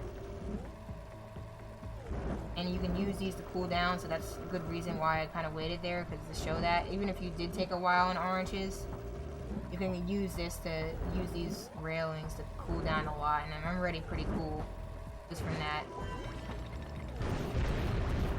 So you want to keep as straight as possible, but it's, like I said, it's really hard with the... It's really hard to do with the dark eco crates. So I usually play it safe, but it's faster to not play it safe. That's pretty cool. Like for instance, I'm just gonna go over here. Like it's way faster to not do that, but I'm just doing it because I'd rather be. It's slower to do that because I'm taking a really wide turn, and but like it's just safer in my opinion. So I'd rather play it safe because who wants to freaking die in lava tube? That would suck. Not me. So yeah, this Citadel movement, I'm pretty sure I'm playing it way safe, and it's really slow. So I kind of show what this looks like. I get first try pause buffer here. Let's see what I do here. I'm pretty sure it's outdated. So 2 roll jumps here is ideal, and then a high jump. So the better movement is to just do 3 roll jumps. As you can see, I punch because I usually try to be safe. So I do a punch instead, pause buffer, then roll jump out and punch. So that's safe. It's still pretty fast, but it's definitely much, much faster. Oh, I have to L2 pause buffer, so these won't be quick pause buffers probably. Oh, I got it. Nice. Okay, so we do the roll jump, high jump. And then what you want to do in here is do 3 roll jumps in a row. Oh, I messed up. Hang on. I timed these wrong a lot. Definitely worth practicing the timing. I feel like it's just weird. So 3 roll jumps. Then you want to pause buffer. Just ignore me because I have to do L2 pause buffers. And then right in there. That is the fastest way to do Citadel there. And clearly, if you see me pausing here, this is losing me time just sitting here pausing like this. Because I'm trying to be safe, but obviously that adds up, the time loss here. So this is another perfect example of how to do this section. I think I kind of fricked it up a little bit. You'd be up here, basically, when you first start. You see when I'm in here, I go down. Oh wait, no, this doesn't matter because we're loading. I'm thinking of New Game Plus, my bad, just ignore me. Basically, you're just gonna go straight down because this is loading. If you were saving, like in New Game Plus, you're gonna go up 3 times, save, and then go up again to load. But since we're loading, you just go straight down to load. But I don't think I'm saving in this, I don't think, because I think I have debug on, so I guess that is a good time to show it. So basically, you can go up, save. Oh, it looks like it did save. Never mind. I must have just not been paying attention. And then you just go up. I can just do it to show it. But that's much faster. Alright, so we're good. So we can go over final boss a little bit. I don't know how cleanly I did final boss here. I'm grabbing this.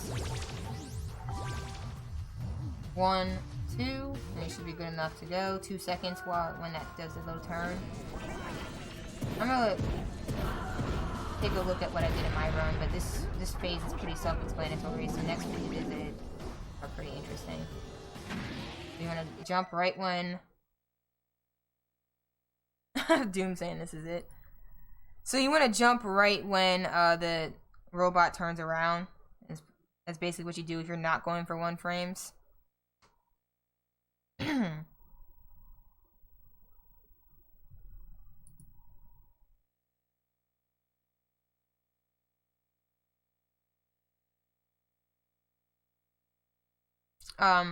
So let's see, how do I handle this phase? One thing that Pickle mentioned to me is in this phase, a lot of people jump over to Dark Eco here. So if you're gonna jump over to Dark Eco here, you want to kind of jump over when you just killed one of the lurkers here, because what happens to me a lot of the times is sometimes I get a bad spawn. So like if I don't jump right when I killed one, sometimes they can be spawning at the same time, and they're spawned right where I'm landing when I'm jumping, and I take a hit. And that wastes you time because obviously it gives time for the other lurkers to spawn. And I think Josh said if 3 of these lurkers jump out at the same time, then you've already lost. You're starting to lose time in this cycle. So you want to make sure that you're killing them as quickly as possible. So obviously taking a hit means you're losing time. So you can either just walk around the edge like this to kind of avoid that, or you can just make sure like right when you killed one, you jump over. Because that will give you some time to hopefully not get like a bad spawn with them. I think I did this okay.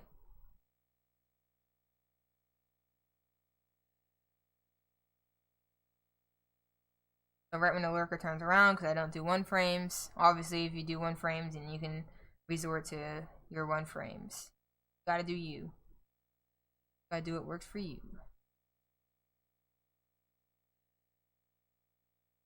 And so yeah, for this cycle, I like to walk up to like this line and start my shooting, and it usually ends the phase. And if you start edging closer to him, I think it kind of helps with that. I stayed still here, so I feel like that made the cycle take a bit longer, but I definitely move forward now.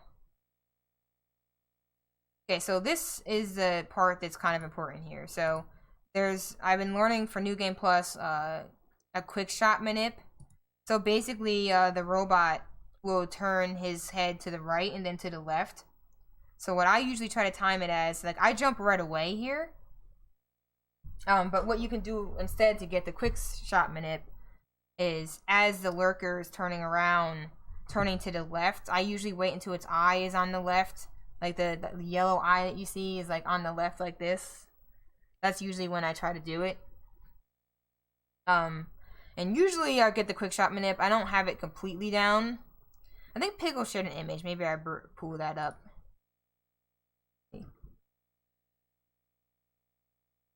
Shout out to Piggle, by the way. Piggle helped me out a lot. But I usually wait until the yellow eye. Yeah, that's pretty accurate. Like the yellow eye is like turned like this, and you can see the eye to the left like that. And that's usually when I try to time it. And I didn't do that here, so I don't know if I got quick shot or not. Sometimes you can still get it without it, depending on your timing of jumping off the launch pad. But I do not think that I got it in this PB, so that would be an easy way to save time. Like to clean up that ring phase cycle and final boss, and to clean up this. Yeah, I did not get quick shot. And now I get a lot closer here. I don't know if it makes it go faster. It feels like it is. It could be placebo, but I feel like I get a lot closer to the hand at the end, and that makes this go a bit faster. So I'll try to show some of that here. Eco won't protect you. Alright, so when this happens, I do the little manip there. Just press triangle really fast like that. Not too fast, you kind of gotta time it. Go shooting these guys. See, I just went around this time and it seems to be working fine. This. Really what you're comfortable with. Keep both of those in mind that you can walk around, or you can just wait until you kill one to jump over the blue eco. The dark eco. So for this phase, I stand right here, punch, and try to go up to that second line. You know how to try to go closer too. That wasn't too bad. It could be better though. So now we're gonna look for the manip. Turns the head to the right, to the left. Might have gotten it. We'll see what happens.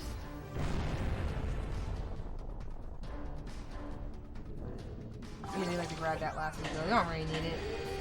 You didn't take damage or anything, and ideally you didn't. Yep, there we go. There's a minute. And I usually like to get closer like this, because I feel like it makes it go faster. It might not, but I feel like it's faster. And then I do like 2 double jumps here. Hopefully I died in time. Did I die in time? Okay, there we go. I'll do it one more time. See if I can get a better ring phase.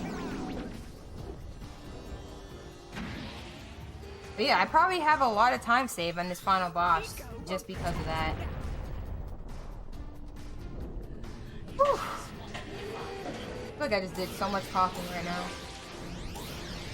But it's worth it, because I think this would be a good video to refer to and everything like that.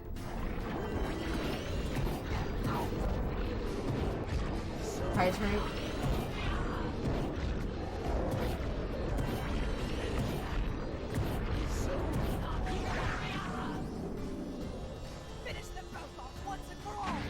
That was a little weird angle. I couldn't tell if they were turned over yet.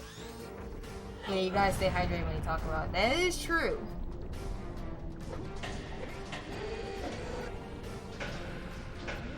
Oh, hey, what's up, Morty? How you doing? And no problem at all. This is like some of my favorite stuff to do.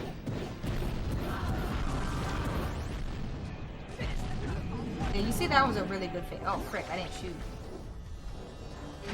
Let's see. Am I still gonna get it? I thought I grabbed the blue eco early. That's my fault. But yeah, I just hope that anyone can benefit from it. I know I will, but I also hope that other people can benefit too. Quick shot? Yes. Okay, nice. So yeah, there you go. Like right when the eye's turning around, I think that's a pretty consistent way to get it. And it has to be the first time he turns to the left. So just keep that in mind.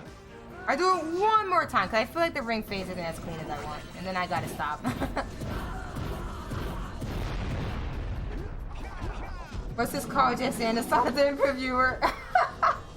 It's so funny, dude. Mike's advice to me, basically. I was going over Mike's advice, but also sharing things that Mike didn't cover that he might have thought I already knew, or I think other people might not know.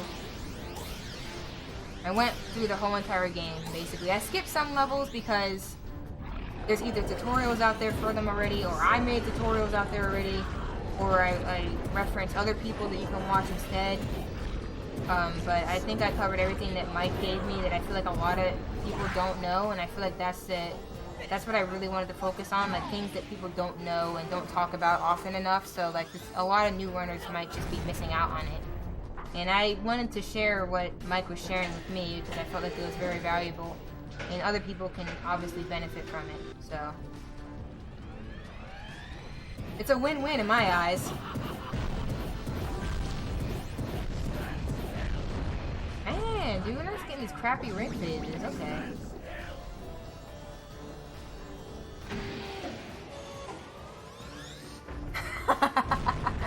You're learning my colors, huh? Quick shot? But I appreciate the creeping, Morty. Yeah, there we go. Okay, I just proved right there 3 times in a row that that was good. That was the right timing, so take advantage of it, folks. Alright, I just let the game finish at this point. Might as well. I appreciate the creeping. Well, I mean like lurking. That sounds terrible saying creeping, but Morty knows what I mean.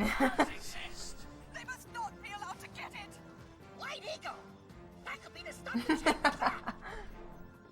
But yeah, I think this is really beneficial, and I hope that it benefits any of y'all. I know, but you gotta watch what you say. Oh yeah. It'll be fine. But do it quickly before I change my mind. Well, I'm glad you learned some stuff. That's the goal, you know. And some of this stuff applies to like just the game in general, you know. You're working on Hundo, right, Morty? I think you said. It'll be fine until a certain type of person shows up. Oh my gosh. Frick them. I'm just kidding. Yeah, so I'll be doing Hundo soon and oh my gosh, don't do that with. I might be sorry that I might be doing something similar with Hundo because I'm gonna need it. I'm definitely gonna need it, so I'm pretty sure other people will benefit from me learning that again too, because it's gonna be a disaster. Going from like not doing Hundo in months is always gonna be a yike. But it's gonna be a fun yike, because I'm gonna be excited to get back to Hundo. Hopefully going through like practices like this will help me get more comfortable, and I'll be able to get to 58 soon enough, and I'll be back to Hundo before you know it. But yeah, I'm glad that you could benefit. I did not finish Ratchet 2 yet, Doom. I will be continuing that Sunday, if you're interested, but I'm still enjoying it though. I had a hard time though. I was getting wrecked last time, but you know, it's good.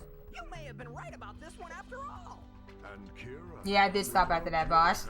Trash boss.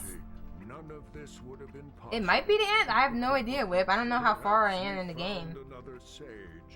But yeah, thank you for everyone who hung out, if you're lurking or whatever it may be. And I'm gonna highlight this VOD so that anyone can reference this, and I can even reference it, you know.